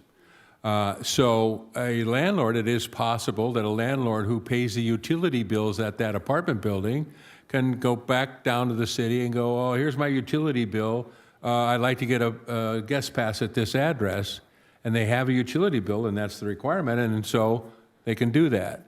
So this is, again, someone who's willing to skirt the law to get a permit illegally. What do we do about that? How do we stop that? Do we stop that? How can we stop that? All are so many more questions that we need to answer tonight. So I would suggest that city staff bring it back to us with some answers and delve into that situation. Maybe we want to do something, maybe we don't, and what do we want to do? That could be at another time. It is not tantamount to stopping the program, the process, and so on. This is just one more aspect that needs to be nailed down. And So, if I could just clarify, definitely we can come back to council with options that we can look at. Right now, if somebody applies for a permit with the required documents, whatever they may be, that's all staff is looking for as far as proof of residency. From an operational standpoint, we would have to see how else we could address that, because somebody's applying online, they're uploading the documents. If they're the correct documents that we were asking for, that's all we need to approve that permit. Outside of that, again, from an operational standpoint, I don't see how we could go above and beyond that to identify if this is actually an owner who doesn't reside there because they're providing the required documents. okay, now I appreciate that, and that's why I think staff should come back with a report and some information about this particular aspect, and not do this tonight. We've spent enough time on this, and I think we want to move on to some other things here. And regardless of the time required with this, I think it's important that we give it back to staff and let them do a little research on this and come back with some information. Is that? We can do that. Okay, all right. So, do we need to vote on that? Or is that staff direction, is that enough? Do we have an agreement that we should bring it back? Need to vote on it. I think it's cleaner if you do have do the process of motion in All a right. second. Okay, so I move that we take this particular incident about the difference between being an owner and getting a resident permit based on a bill, a utility bill, that staff bring it back, and we can discuss it and vote on it then. Is there a second? Just for clarification, Mr. Mayor, I think what we want to flesh out is there's a full-time residency requirement to obtain a parking permit. Right. We have owners who are not residents who have been doing that, and I trust staff, it might be as simple as a check the box that you certify that you're a full-time resident, but as long as that understanding is tied to your motion, I will second that. Okay, thank you. And that is, I agree. Thank you, Mr. Mayor. Okay, is that clear, Myra? What the motion is? To, maybe not? Clear as mud. Yeah, okay. So the motion was to bring back the issue of a person who had a building, owned a building that was, they were applying for a parking permit based on the fact that they had the appropriate documents, but they were not a resident at that building. That's essentially the nut of it. And so that's what we want to have staff research and bring back to us. Okay? in my addition to that, Mr. Mayor, if I could again. Go ahead. The non-resident owner who is able to get a hang tag based on an electric bill when they are not a full-time resident, because the parking permit program is designed for full-time residents, not a property owner. Designed for residents, not full-time residents. Yeah. Okay. So that's fine. All right. So unless there's any more deliberation or discussion, Madam City Clerk. Well, Your Honor, I'll ask for a clarification. Sorry, so Councilmember Jackson, so to your point, we eliminated the owner guest permits in previous council meetings, so those are no longer in use. Right now, the proof of residency the council has approved is the requirement that any resident or anybody applying for a permit needs to submit. Outside of that document, that is the proof of residency that we have established as a city, saying you're a full-time resident. Utility bill was passed at the last council meeting, so if somebody provides that, that's stating that you're a full-time resident. but if I own 20 properties and am paying the utilities at said properties, So to your point, one thing I can walk that- in and get 20 permits? No, so that's one thing that it still stands today with the current resolution. Residents can only get permits at one address, so you can't get it how you Okay, used so to. I Different own addresses. a rental, I own a short-term rental. Mhm. Can I get a permit for that if I pay the utilities there, which I will pay the utilities because the short-term renter isn't going to pay those utilities? You could get it at that location if you own multiple residents, and you wouldn't be able to get it at the other residence. So Right, the resolution does we, stop it at so one. we have a non-resident owner when we specifically voted not to permit owner guest permits. Well, again, if they provide the utility bill, which was passed at last meeting, that's stating that they are full-time residents. No, per that's the just proof of stating that residence. they're paying the bill. That doesn't state they're a resident. Councilman Jackson, I appreciate your line of thinking here, okay? But this is a loophole.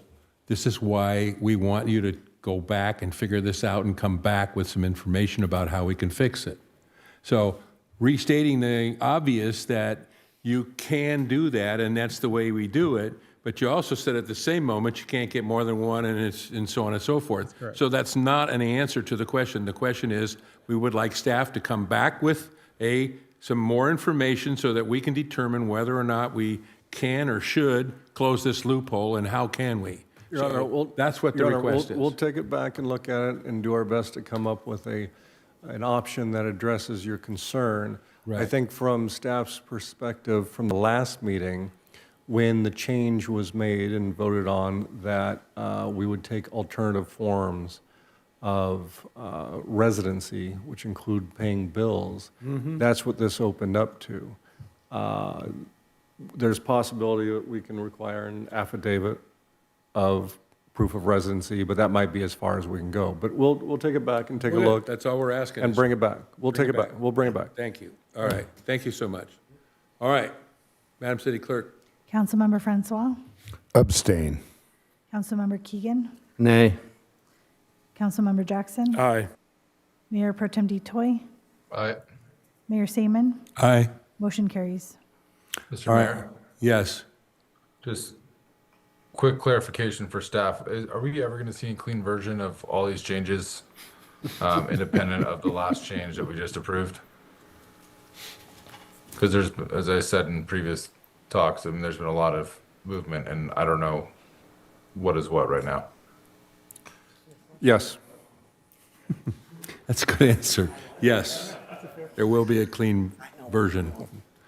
All right. Is that be on the next meeting consent calendar, or? It depends on if council wants all this back at once or not. If you want them all back at once, we still have a couple outstanding items, or we can bring back what's already been approved. But even something that we just approved, right, there's now a question about regarding the residency and whether we can address that. So I would suggest we bring it all back at once, but, and that we need to do that fairly quickly, but I think we can do that. Will that affect, whether we bring it all back at once, or whether we approve what we've done, and then these little items can be approved later? Does that affect the issuance of permits by February, whatever it is? I don't think so. We can do it. It wouldn't. I mean, I think the only thing that could potentially impact it is if we change the proof of residency requirements again. But given what's been changed, it wouldn't impact anything with the issuance of the current permit sale. All right, then I would suggest we bring it back as soon as you can, within reason. Okay? All right, let's move on to 17B, consideration of Hermosa Beach Museum expansion. This will be a staff report from Lisa Nichols.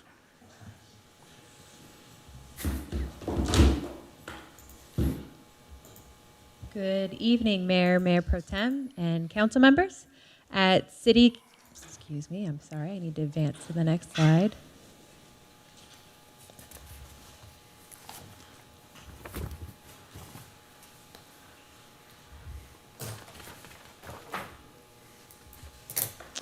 All right.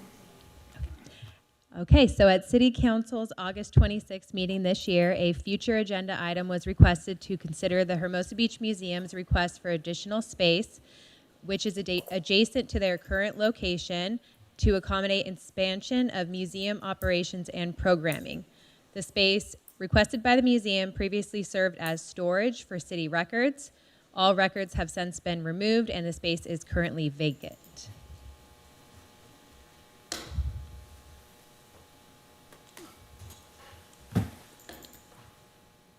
To make the space operational and consistent with the museum's existing space, the museum proposes that they would fundraise for the renovations through a phased approach. The first phase would address any health and safety requirements, followed by improvements to the HVAC systems, installation of compliant flooring and wall finishings, and other essential infrastructure upgrades necessary for public use and exhibit display. Staff is recommending that the council approve dedicating the requested vacant space to the museum through amendment to its existing lease. This amendment would include extending the lease from its current 1-year term to a 10-year term, and would allow the museum to take over the space once it has secured full funding for all the necessary renovations, obtained the required permits, and completed the renovation work. To ensure the project is progressing as intended, the amendment would also establish a 3-year check-in. At the end of the third lease year, staff would assess the museum's fundraising and permitting progress. And if at that point the museum has not secured the necessary funding and permits to move forward, the city would then review their progress on an annual basis. So in summary, extending the lease to a 10-year term shows the city's support for the museum and provides stability as the museum seeks donor commitments. At the same time, the 3-year check-in and the subsequent annual check-ins ensure that the space does not remain vacant for too much of an extended period of time without measurable progress. So this does conclude my report. I, along with our Public Works and Community Development Directors, are available for any questions you may have. Thank you, Lisa. Are there any questions of staff? No. None? Councilman Detoy? None? Okay. Thank you, Lisa. Appreciate it. Council questions, public comment. Madam City Clerk, can we open public comment, please? Yes, if you would like to provide comment on this item 17B, now is the time. And I did not receive any speaker cards, and there are no virtual hands raised.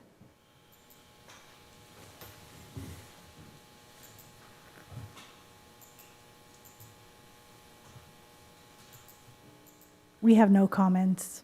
No comments, and on Zoom? No. All right. I will close public comment then and return back to council for comments and deliberation. Are there any comments or deliberation on this item? Yes. Oh, wait. Excuse me. Councilman Jackson, go ahead. Thank you, Mr. Mayor. Thank you for that staff report. Thank you, museum, for all you do. You're doing great things for the community. Lots of praise from inside as well as outside. When I had my recent event there, the ICA installation, we had folks from all over LA County where they're just blown away, literally, by that museum, that gem that sits in the heart of our community. So thanks for all your hard work. And I am happy to recommend that we move staff recommendation and approve the proposed First Amendment to agreement with the Hermosa Beach Museum to allow for use of additional space on the lower level of the Hermosa Beach Community Center South Wing, subject to renovations funding by the Hermosa Beach Museum, and to extend the agreement for an additional 10-year term, and authorize the city manager to execute and the city clerk to attest the proposed First Amendment, subject to approval by the city attorney. I'll second that. Now, is there any other deliberation? Yes, Councilman Francois. I fully support this. I'm very proud of the Hermosa Beach Museum and the many things they've accomplished, and the fact that they're almost on the road to becoming fully accredited. I'm a proud volunteer at many museum functions, and I think this is a great step moving forward. So thank you. There's a lot of members of the board and the museum in the audience. None got up to speak, but that's okay. We see you here, and we're here to support you. So thank you. Any other comments? Seeing none, Madam City Clerk, would you call the question, please? Councilmember Francois? Yes. Councilmember Keegan? Aye. Councilmember Jackson? Aye. Mayor Pro Tem Detoy? Aye. Mayor Seaman? Aye. Motion carries. Thank you.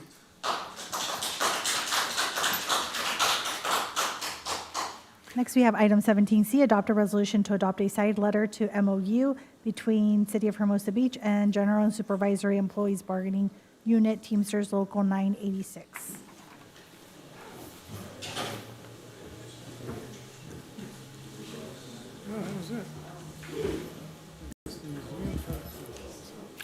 Hello?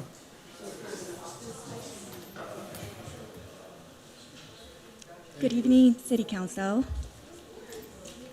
So this item is for a side letter to the General and Supervisory Bargaining Unit, Teamsters.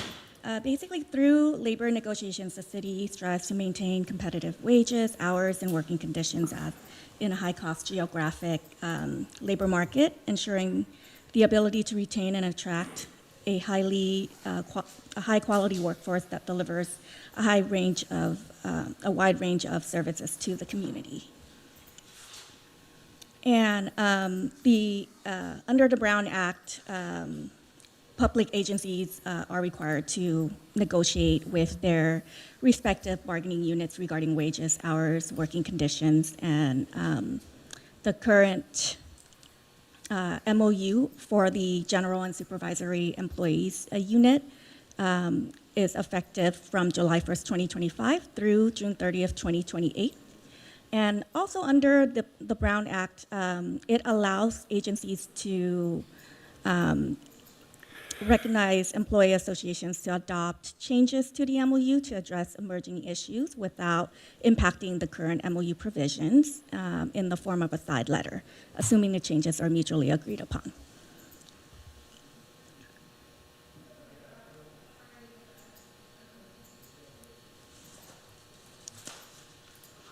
All right. So in the recently approved MOU for the Teamsters bargaining unit, one of the major changes was that we expanded the ability to provide bilingual premiums to employees. Previously, the bilingual premium was in the amount of 5% of the employee's base monthly salary, and there was a limit of only 5 employees citywide who could receive the premium. In the recent MOU, we expanded this to not have a limit of 5 employees and reduce the premium to an amount of $100 flat monthly. And staff received a request from 2 employees who were previously receiving the premiums at the bilingual premium at the rate of 5% of their base monthly salary to be grandfathered, because there would be a significant financial impact to them with a reduction in the premium rate. So staff has carefully reviewed this request and proposes that we, instead of grandfathering the 5% premium rate, we would preserve the dollar amount of the premium that the employees were receiving prior to July 1st, 2025. So the building inspector would receive $439.10 per month, and the maintenance worker, too, would receive $324.32 per month. So again, the city's goal is, through labor negotiations, is to maintain competitive wages, hours, and working conditions, and to retain and attract a high quality workforce to serve the community across the wide range of services. So in this case, the proposed amendment to the Teamsters MOU would minimize the financial impact to the employees who've been providing their excellent bilingual services to the city, while also preventing increased costs for the city over time. This resolution also helps us maintain positive employee and labor relations while maintaining a high-performing workforce. The estimated cost for the proposed amendment to the Teamsters MOU would be about $6,700 increase over the currently approved premium for the current fiscal year. The total cost premium increase for fiscal years 2026 through 2028 is estimated to be about $21,000.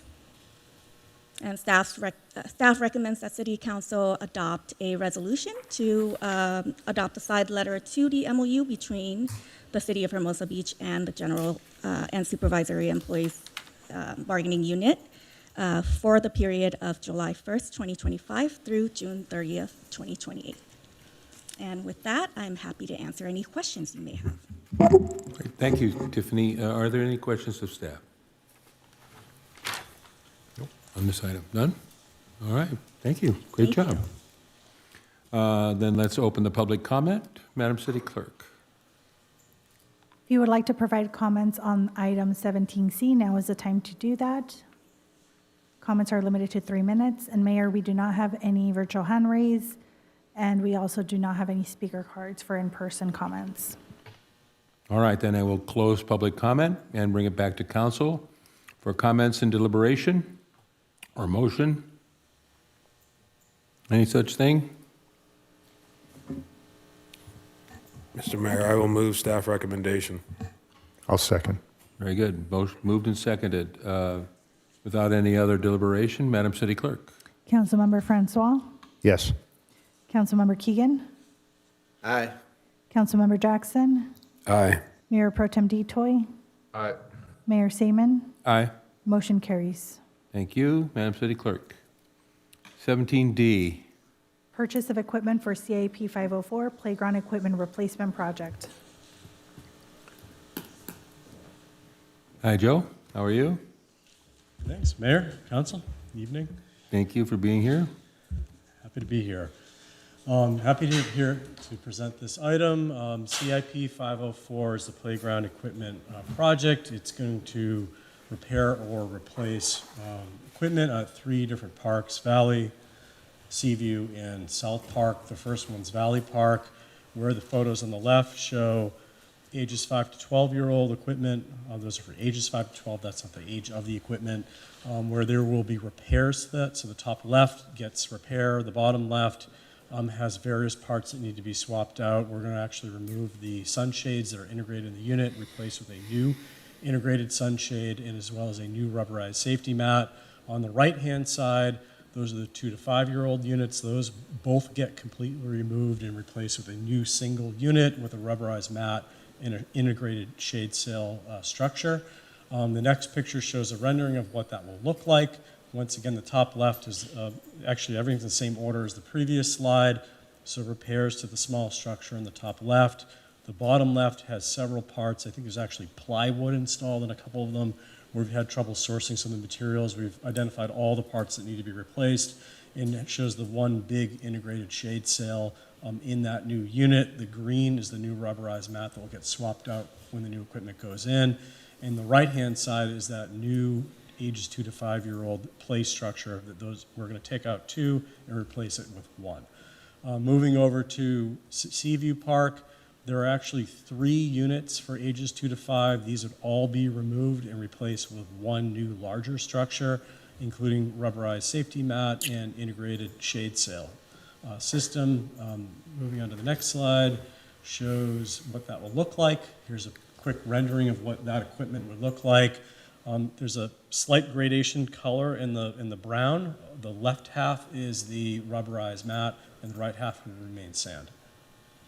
And then moving to South Park, the only treatment that we'll be changing at South Park is replacement of the rubberized mat. You can see how it's pretty worn out around the, I guess, spinning tree feature that's out there, but it all needs to be replaced. It's just reached the end of its useful life.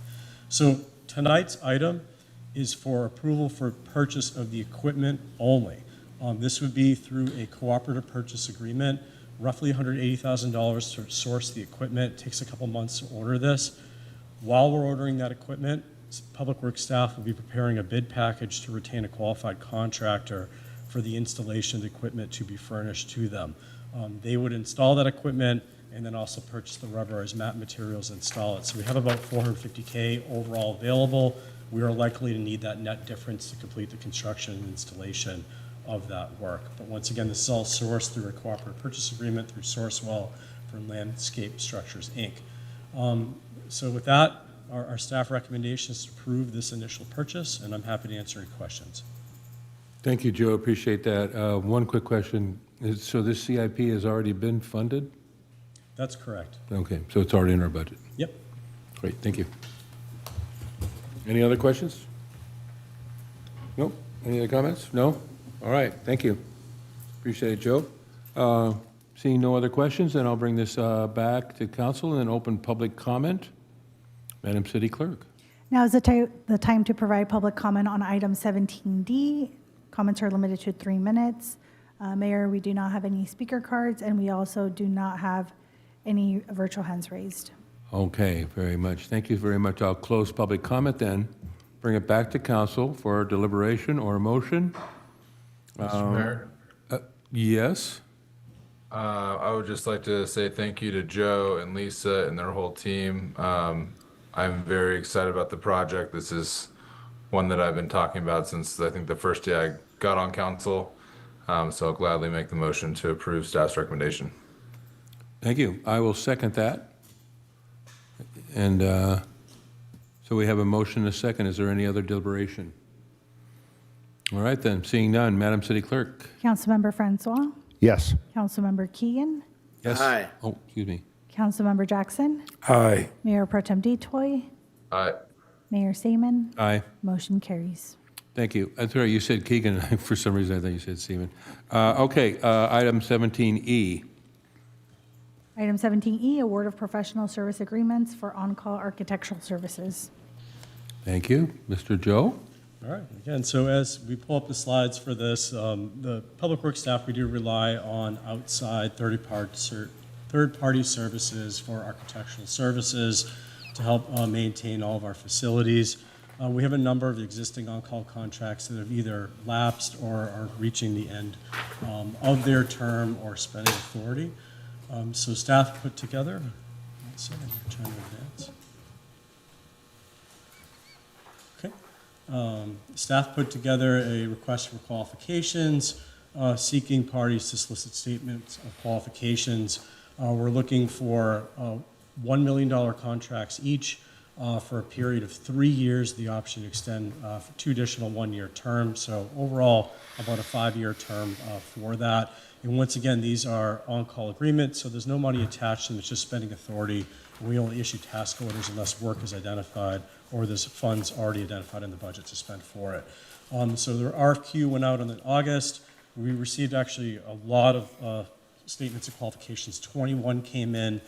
Staff rated the top 4 firms and are recommending contracts to each of them, as shown on the screen. Our recommendations in here are to reward the $1 million contracts for each of them. These are as-needed contracts. One thing that I would like to point out, and I've highlighted in blue, I did realize that in the staff report we noted that it was a 3-year term with the option to extend for 2 additional 1 years. However, I did not carry that into the recommended action. So what my request of council would be is to consider staff's recommendation with the amendment to include the option to extend that agreement to 2 additional 1-year terms so that we can administratively extend those terms through city manager authority as needed, if needed. And with that, that concludes my presentation. Happy to answer questions. Thank you, Joe. So this option to extend each agreement, there's each agreement, all of them? Each agreement. Gotcha. It would apply for all of them. All right, that's fine. Thank you. Any comment? Question? Questions of staff? Okay. Thank you, Joe. Appreciate it. Good report. Let's move on to public comment then. Madam City Clerk. Now is the time to provide public comment. On item 17E, comments are limited to 3 minutes. Mayor, we do not have any speaker cards. If you are joining via Zoom, now is the time to raise your virtual hand. And we do not have any virtual hands raised. All right, so I will close public comment, bring it back to council for deliberations or a motion.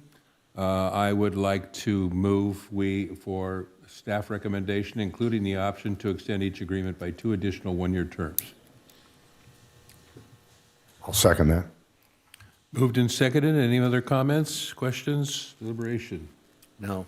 Seeing none, Madam City Clerk, call the question, please. Councilmember Francois? Yes. Councilmember Keegan? Yes. Councilmember Jackson? Aye. Mayor Pro Tem Detoy? Aye. Mayor Seaman? Aye. Motion carries. All right, thank you. Item 17E. I believe we're on 17F. F. Approve the First Amendment to Professional Services Agreement for citation processing services with Turbo Data Systems. Thank you. Just waiting for the PowerPoint to load, Mr. Mayor. Oh, I'm sorry, we're 17F. Wait, parts of agreement, I'm sorry, 17F, pardon me. Yeah. Please All continue. right, Mayor, Council, good evening. This item in front of you is for a contract amendment for an existing contract with Turbo Data Systems for citation and processing related services. Just as a quick background, in January of 2025 this year, Council approved a 3-year contract with Turbo Data to do our parking program management and our parking citation software program. This is a cloud-based system. Staff has seen an improved streamline of workflow, improved online permitting time, and then real-time enforcement. So there's been many technical upgrades and improvements we've seen already since this vendor has been in place. What we're looking to do is increase authority for a few extra services. Quick background on the reasons for each of these increase of services. Year to date through October, we've issued nearly 44,000 citations, which is a 29% increase over this time last year in October. We will already exceeded in 2025 the amount of parking citations issued over the entire 2024 season. Part of the additional services is engaging Turbo Data to do collection services. So if there's a lot of stale dated outstanding citations owed, we engaged Turbo Data 2 months ago, and they've recovered nearly $30,000 in outstanding citations owed. So that was a service that was not included in the original proposal and is reason one why we're asking for additional contract authority. Long story short, higher enforcement activity means higher increased revenue and also better collection rates for those monies owed. Sorry, I got overzealous. So we're looking to add now is the ability to administer administrative citations. So as you know, administrative citations are any violations of the Muni Code. We issue about 300 admin citations a year. The current process is very manual, multi-departmental, very labor-intensive, and very paper-oriented. This is actually very pertinent to item 17A, as this would give us a better ability to track all outstanding amounts owed citywide by person, by account. Currently, the staff predicts that by automating this, we'd save about 45 to 75 minutes per citation. Obviously, with seeing Turbo Data's performance, we expect collection rates to increase from 70 to 90%. This equates to about $11,000 more in additional collected revenue. The program cost over a 1 year period is $4,600. Net, we believe that this will save about $17,000 to $22,000 in staff time and additional revenue over the life of this contract. Third program, which we're looking to add services for this contract, integration with parking meters and ALPR. As everyone knows, we're looking to roll out our ALPR enforcement program early to mid 2026. A big portion of that is being able to integrate our software program with the technology, those cameras, those parking meters. This is a very, very key portion of making sure that the system functions as it needs to be. Again, what this would cost is about $6,000 for a one-time integration and about $3,000 in annual maintenance ongoing.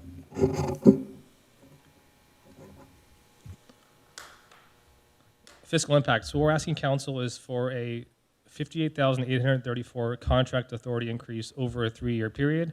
Again, covering those 3 cost centers which we mentioned, accommodating admin citation processing, which would realize efficiencies and save staff time and save the city money. ALPR meter integration of about 12 grand. And again, because we're seeing citation revenue tick up and we're influencing and upticking those collection rates and efforts, asking for additional contract authority for $37,634. Again, because of the additional revenue we've seen, this program essentially has already paid for itself, and we predict it will do so in the subsequent years. So in conclusion, we recommend that the council approves the amendment to add additional authority to the contract with Turbo Data. That concludes my presentation. Happy to answer any questions. Thank you very much. Excuse me. Thank you. Questions of staff? Yes, Councilman Francois. Thank you. Last January, when we approved this contract, I believe I mentioned something about some safeguards with privacy data, and in the staff report, I've noticed that we're integrating the Turbo Data with the parking and the ALPR systems, which basically gives enforcement officers, community service officers, direct information regarding citations, repeat violators. And I'm just wondering, have we implemented some pricing and data governance to ensure that data is kept private, or we have some transparency standards relating to the integration of this data? So there is the normal liability insurance coverage and the responsibilities under the contract, which we can get to. But I want to first point to the ALPR issue. So the ALPR program is going to roll out, like I said, early 2026. A key portion of that is making sure our data integration policy and the policies you talk about, who's tracking what data, how long is it stored for, that's a portion that the police department is currently working on revising that policy. That's going to come in front of council for review before full rollout of ALPR. So that addresses the ALPR portion. Is there any specific contract language you're referencing when it comes to data privacy with the vendor itself? Well, no, I would think if we're renewing and updating this contract, we would put some safeguards in there, an addendum or something that would be needed in order to safeguard the data and ensure it's preserved within the system. So I'll defer to the city attorney if there's anything in the contract language is either exposes privacy issues that's not standard in our normal PSA with software vendors across the board. Typically, the BBK contracts and the templates that we use have a mechanism in order to take care of that issue. And so I'm assuming this was off of a BBK template, which we reviewed. And so, this has been reviewed by the contract experts at our firm. So I'm pretty confident that it covers that kind of issue that you're mentioning. Okay. But I can take another look real quick and double check that. But I'm pretty sure this went through our contract folks, and they did look at that. Yeah, maybe it's nothing urgent right now, but something we need to think about. And if an addendum needs to be provided in the future, then we could think about doing something like that. Okay, I'll take a specific look at this one, and I will just confirm that and follow up with you. Thank you. Thank you. Thank you, Mr. All Mayor. right, in the meantime, are there any other council questions of staff? Seeing none, I will close this part of the discussion and open public comment. Madam City Clerk. Mayor, we do have a virtual hand raised. Tony Higgins, your 3 minutes will begin once you begin speaking. Yeah, hello. I just want to point out that from this side of the fence, it looks like you're purchasing more and more software, justifiably perhaps, but it's going to cost more and more money.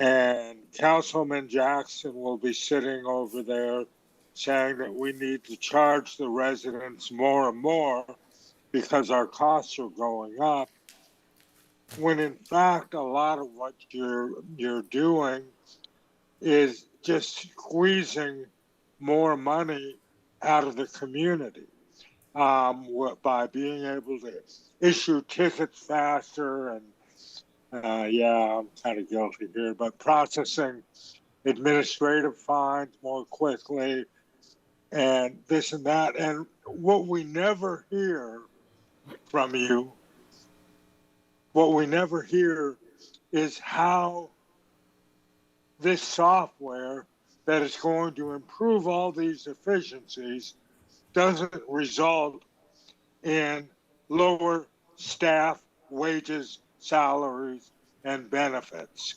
Reduce personnel, hard savings. It's like that is completely ignored. And from this side of the fence, it just doesn't look good. Thank you for considering. Thank you. Madam City Clerk. Mayor, we do not have any other virtual hands raised. All right. And then I'll close public comment, bring it back to council for deliberation and a motion.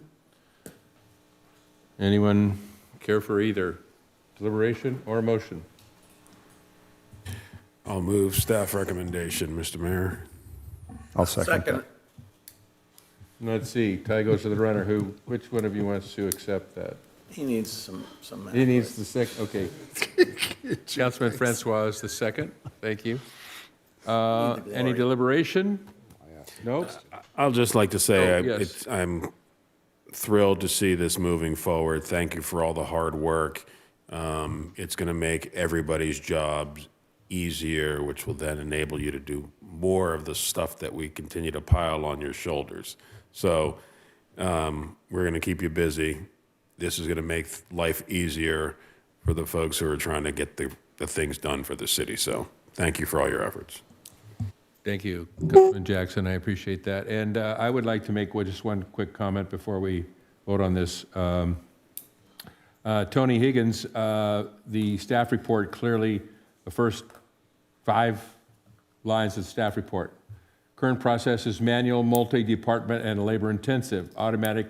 Automation reduces staff times 40 to 75 minutes per citation.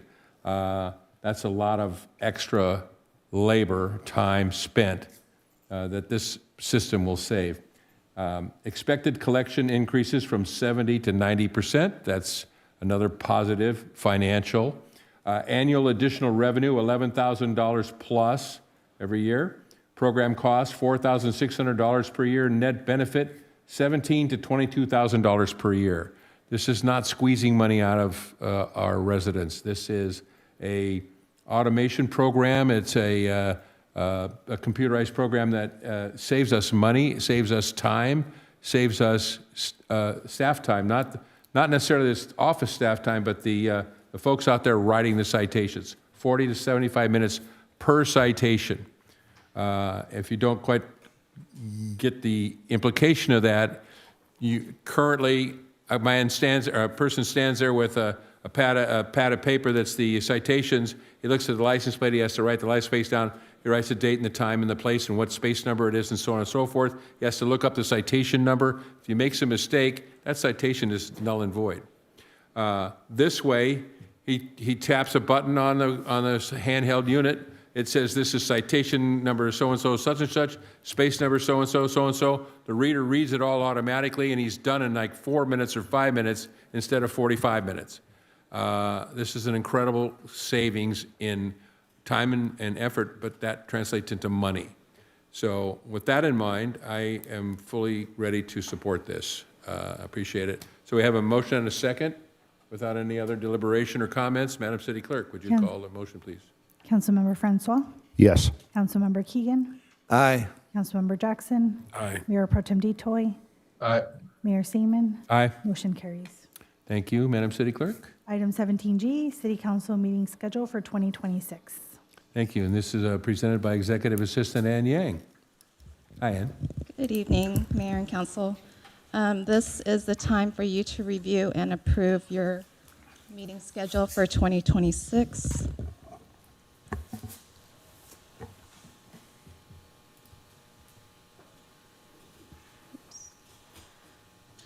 So council meets on the second and fourth Tuesdays of each month, with the exception of the summer vacation season and the winter holiday season.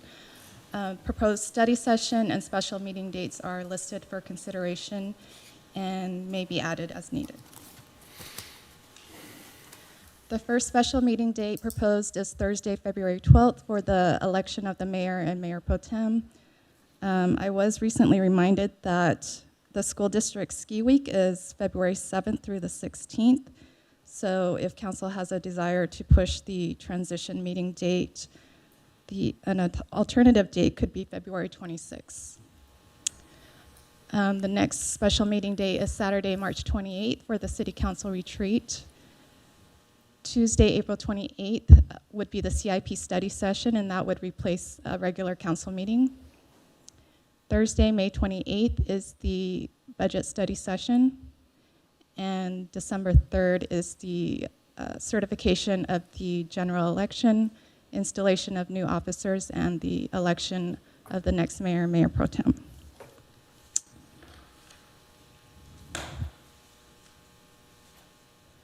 The full draft schedule is attached for your review. I know that's kind of small to read.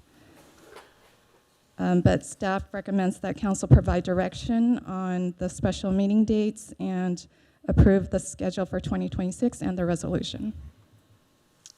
And that concludes my report. Oh, thank you, Ann, I appreciate it. Boy, this chart has just so much information on it. I'm going to move it back to the Yeah, previous slide.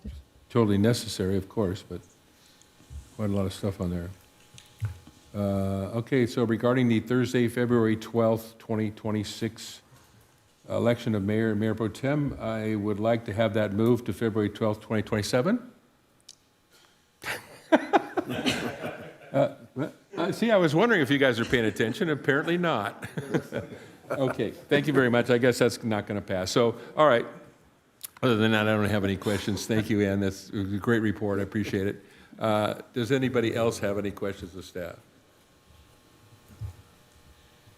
No? Seeing none? Thank you so much for your report. Let's move on to public comment then. Madam City Clerk. If you're joining via Zoom, now is the time to raise your virtual hand. Tony Higgins, your 3 minutes will begin for this item as soon as you begin speaking. Yeah, I'll be very, very quick. Manhattan Beach has 2 meetings in November, city council meetings, and 2 in December. They have, I think, 4 or 5 more regular meetings than we do a year. But the ones in November and December are especially critical because we run into a situation where we don't have meetings for long periods of time. So I'm wondering why Manhattan Beach can have meetings in November and December, council meetings, and we can't. All right. That's it. Thank you. Madam City Clerk, anyone else? No. No? We're done? Yeah, Mayor, we do not have any other virtual hands raised. I'm sorry, what did you say? Okay, no additional Zoom comments. All right, thank you. So I'll close public comment then, bring it back to City Council. Is there any deliberation or a motion regarding this? Mr. Mayor, Yes. the February 10th City Council meeting, and again, the mayor rotation, I would like to have the conversation about moving those. The other one is a selfish one, that there's an open house on the CIP study session. So if you don't start that at 7 p.m., that's really important. So I can always, again, that's April meeting. Didn't know if there's another night for that. But again, both selfish. We will be out of town for ski week. So we'll not be able to attend the 10th or the 12th. And then the other one that I just had was the April 28th is a school open house night.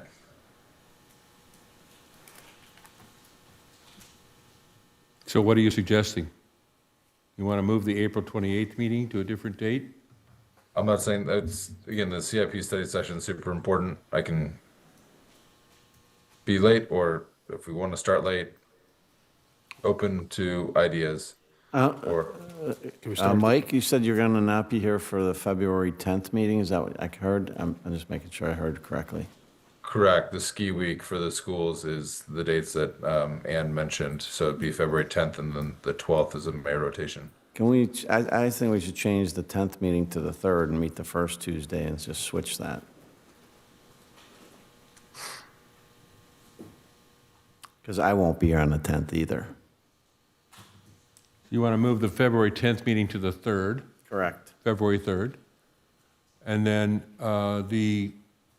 okay, that's one issue, and then the other one is the February 12th election of mayor, mayor pro tem.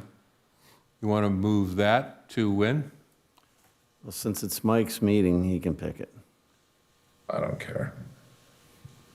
Well, then we should just do it like on the 17th or Mayor, may I suggest the 26th? the 26th? To move the election of mayor, mayor pro tem to February 26th. I agree. Ann, is that what you're suggesting? Yes. Mike, is that okay with you?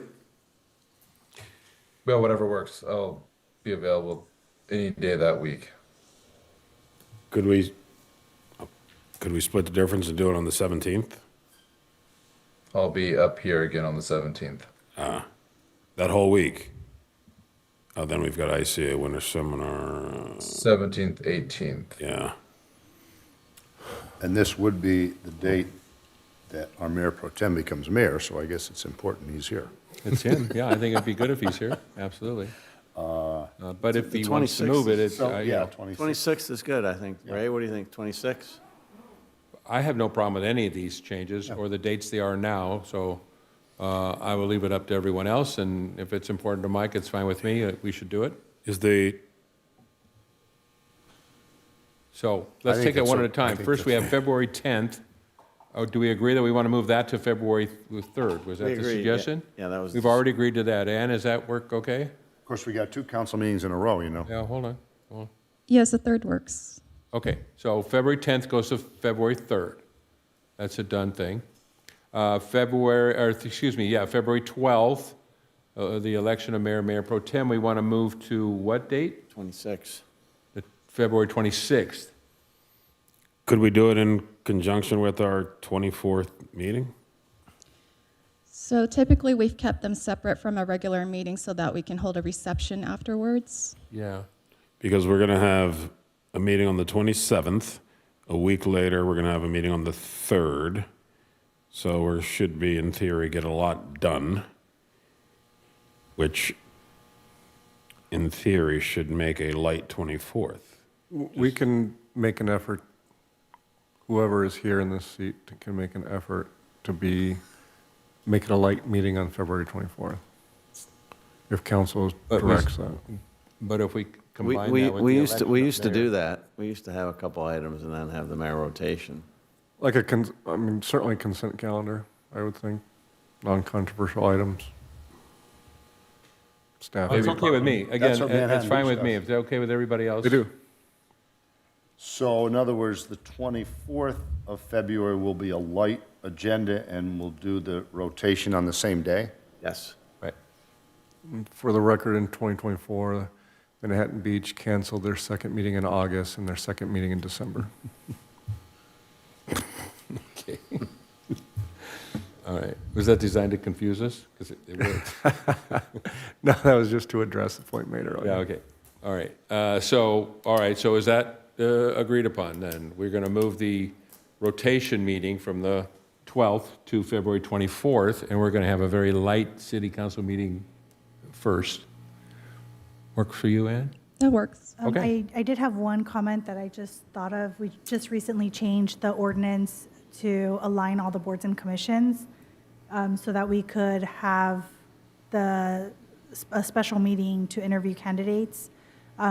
Did you want to schedule that into a regular meeting, like either May 12th, for example, or should we just play that by ear, depending on the number of applicants when we're there? The latter, what you said, I think is the way to go. So this is the interview of the candidates, yeah, not for the Correct. commissions. Right, Yeah, and yeah, I know in okay. the past, we've like tacked on an additional hour to council meetings, but this time we're only gonna have probably just one bulk interview session. I think the interview session should be separate from a council meeting. It's all day, all morning, and, All day, what? huh? I don't know, I think we can just attach it right onto a meeting and take Again, care it of it all at depends how many once. people apply. Well, we should try to do that. We're not talking about a commission meeting. Talking about Commission interviewing appointments. commissioners. Commission appointments. Yeah. Commissioner interviews. Interviews. Right. The appointments will be at the If council only meeting. 2 people apply for 2 spots, it's No, that's true. quick. Yeah. I'd like to see if we could just keep it with one of our meetings. I think the latter, wait and see what happens. Anybody else have an opinion or a care about it, how it works? I just I'd think rather that do it for on the- the for the- sa- for the- for the public, I'd like to also just state if we're busy and we need to add meetings, we'll add meetings. I agree with that, absolutely. It's nice that we only have one in December, I mean, but as he said, they canceled 2 in Manhattan Beach. I think it's probably better to add them than to cancel them. okay. I And think for if we the- need to add meetings, we should add meetings. That's just a general Rule. opinion, general rule, yeah, absolutely. Because, this isn't too terrible, but it's getting late, and, when we have so much on one plate that we go, why didn't we put part of this next month or something? And if we need to add another meeting to make that easier and have 2 meetings end at 9 o'clock instead of 1 meeting end at midnight, and I think that's what we should do, is add a meeting if we need to, so. Yeah, it just seems like every time we think we running short, we end up deliberating longer and, We're just not going to bring parking back to the council. yeah. Yeah, let somebody else decide parking. I mean, in June, so for example, the second meeting in June, we used to not have one then because that's when school's let out. So I prefer not to have a meeting on June 23rd. My grandkids get out of school. I think that's how it was earlier, but then the last year, it got put back in and we got rid of one in July. So I'd like to pull the meeting off for June 23rd. I think it's a good placeholder, just in case we need 2 meetings for budget adoption, is why we usually left it. But again, we can always cancel it if there's nothing and the budget's approved. True. Well, So are what if you we the only one switched that's it with one in concerned about July? that We one? could switch it with one in, schedule 2 in July. We only have one scheduled in July. So, we could keep the 14th in July. The budget study session is on the 28th of May, and I think the ability to hold our as needed, we can always, if we don't need a follow-on to that, then we can always look to change that June meeting. But I think as a placeholder, it's appropriate at this juncture. So June 9th would be our next meeting after that May one. So I was talking about June 23rd. Okay, let's make a decision here, folks. Do we want to swap June for July 14th?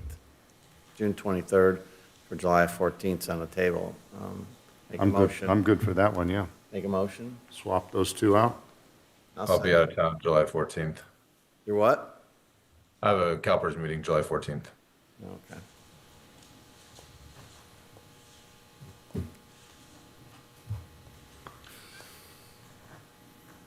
Okay, I'm gentlemen. available for both, so I'm just trying to get this done tonight.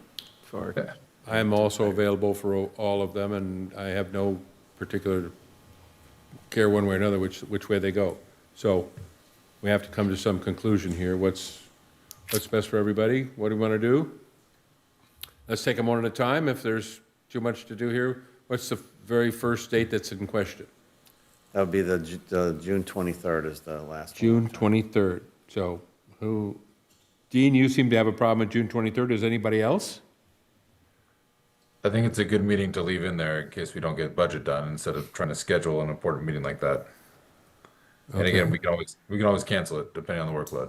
All right. So that's one let's cancel and one let's not. Keegan? I'm abstaining. You're going to abstain. Okay. Councilmember Jackson? I say we keep it and pull it as needed. Okay. One abstention, one for pulling it, dropping it, and two for it, I guess. And not, again, I'm okay with That's what I it said all. originally. And I say that only because it's easier to pull than it is to add. I Right, I think mean, it's because not there's that a great, you should do a motion just on this one date. Well, I understand I'm split. defeated. I don't think it's, I realize that if I don't have the votes to keep Okay. get rid of the 23rd, I can move on without making Okay. it formal. All right, so let's leave the I can 20, let's see. leave the 23rd alone. Next date. Let's move on with this and try and get this finished up here. Sure. June 23rd is fine where it is. Let's leave it. We can cancel it if there's really nothing to do on that date. So I make a motion to approve the balance. Well, hold on. is there any other date in question for anybody? Yeah, I have a question on April 28th. April 28th. Oh, hold on. March Capital Improvement March Program. 28th. March 28th. March 28th, this retreat. I don't know if we really need it. I don't know if we can move it to an evening. It's a whole day, weekend day that we put on a placeholder and then we never have it. So I'm hoping maybe we can move it to an evening placeholder instead.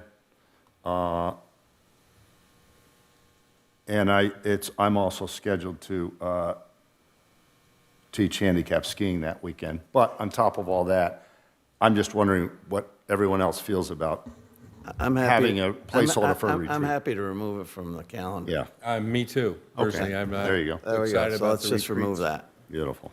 Takes care of that Kind one. of a waste of So time. no retreat in 2026? No retreat. That's And- 3? That's So I guess three. there's no sense to vote on that, okay. And I have a question on April 28th. You want us to vote? Well, I mean, All right, I'll make a motion to not have a retreat. Can I yeah, get if a you're going to be second? moving All right, something. and you I'll should- second it. Yeah. Madam City Clerk, call the question, please. Cancel the retreat. We did. Yes, we I just made did. it and Rob seconded it. Move to cancel it, and I seconded it. Can we just all yay or nay? Aye. Aye. Yes. Aye. So unanimous. Okay. Well, there you go. Out of sync, but Thank nonetheless. 5-0. Okay, so canceled retreat on April 28th. Next date in contention. I had a question on April 28th, where we have the CIP special meeting, which is all good. We do that instead of a council meeting, but I think that sometimes it shortchanges us. If we keep it a regular meeting, in case there's something urgent that needs to come up, we can handle it during the designated date we're doing the CIP. And I don't know if that makes it easier for city manager, because I think we had an issue before where we couldn't. Question for your permanent city manager choice. Well, you're here now. My suggestion is to designate it as a CIP, but also not schedule as a special meeting, as a regular meeting, in the event there are some pressing issues that need to be added to the agenda, but understanding that we're. You don't want to, wait, you don't want to have a CIP meeting on the 28th? Is that? No. April 28th is designated as a special Study meeting session. for CIP. Correct. Study session. Right. So it's also the regularly scheduled meeting that we have, so we're replacing it. And my suggestion is to keep it a regular meeting and include the study session with the regular meeting, because if there's something that business that needs to be taken care of, it can't be added to the special study session. I think that's a good point. I disagree with that. It can't be. We tried before and we couldn't do it, I remember. If we gave, I believe what we, CIP study session. right. We need that. It is something that we could probably add some consent calendar items to as regular business items to take care of. CIP study session will take quite a bit of time. There's lots of projects, there's lots of needs out there. I wouldn't guess that it's going to end shorter than tonight. It is a very, very important meeting, as you know. You each will have a lot of input to provide for that. Yeah. So I would, besides some regular business items, I really wouldn't add much more to that. And it's one of those things we can check along the way as to what other major issues are on the calendar and put those on either April 14th or May 12th for whoever's here. Okay. It's my opinion that the capital improvement study session should be an item all by itself and not include anything else.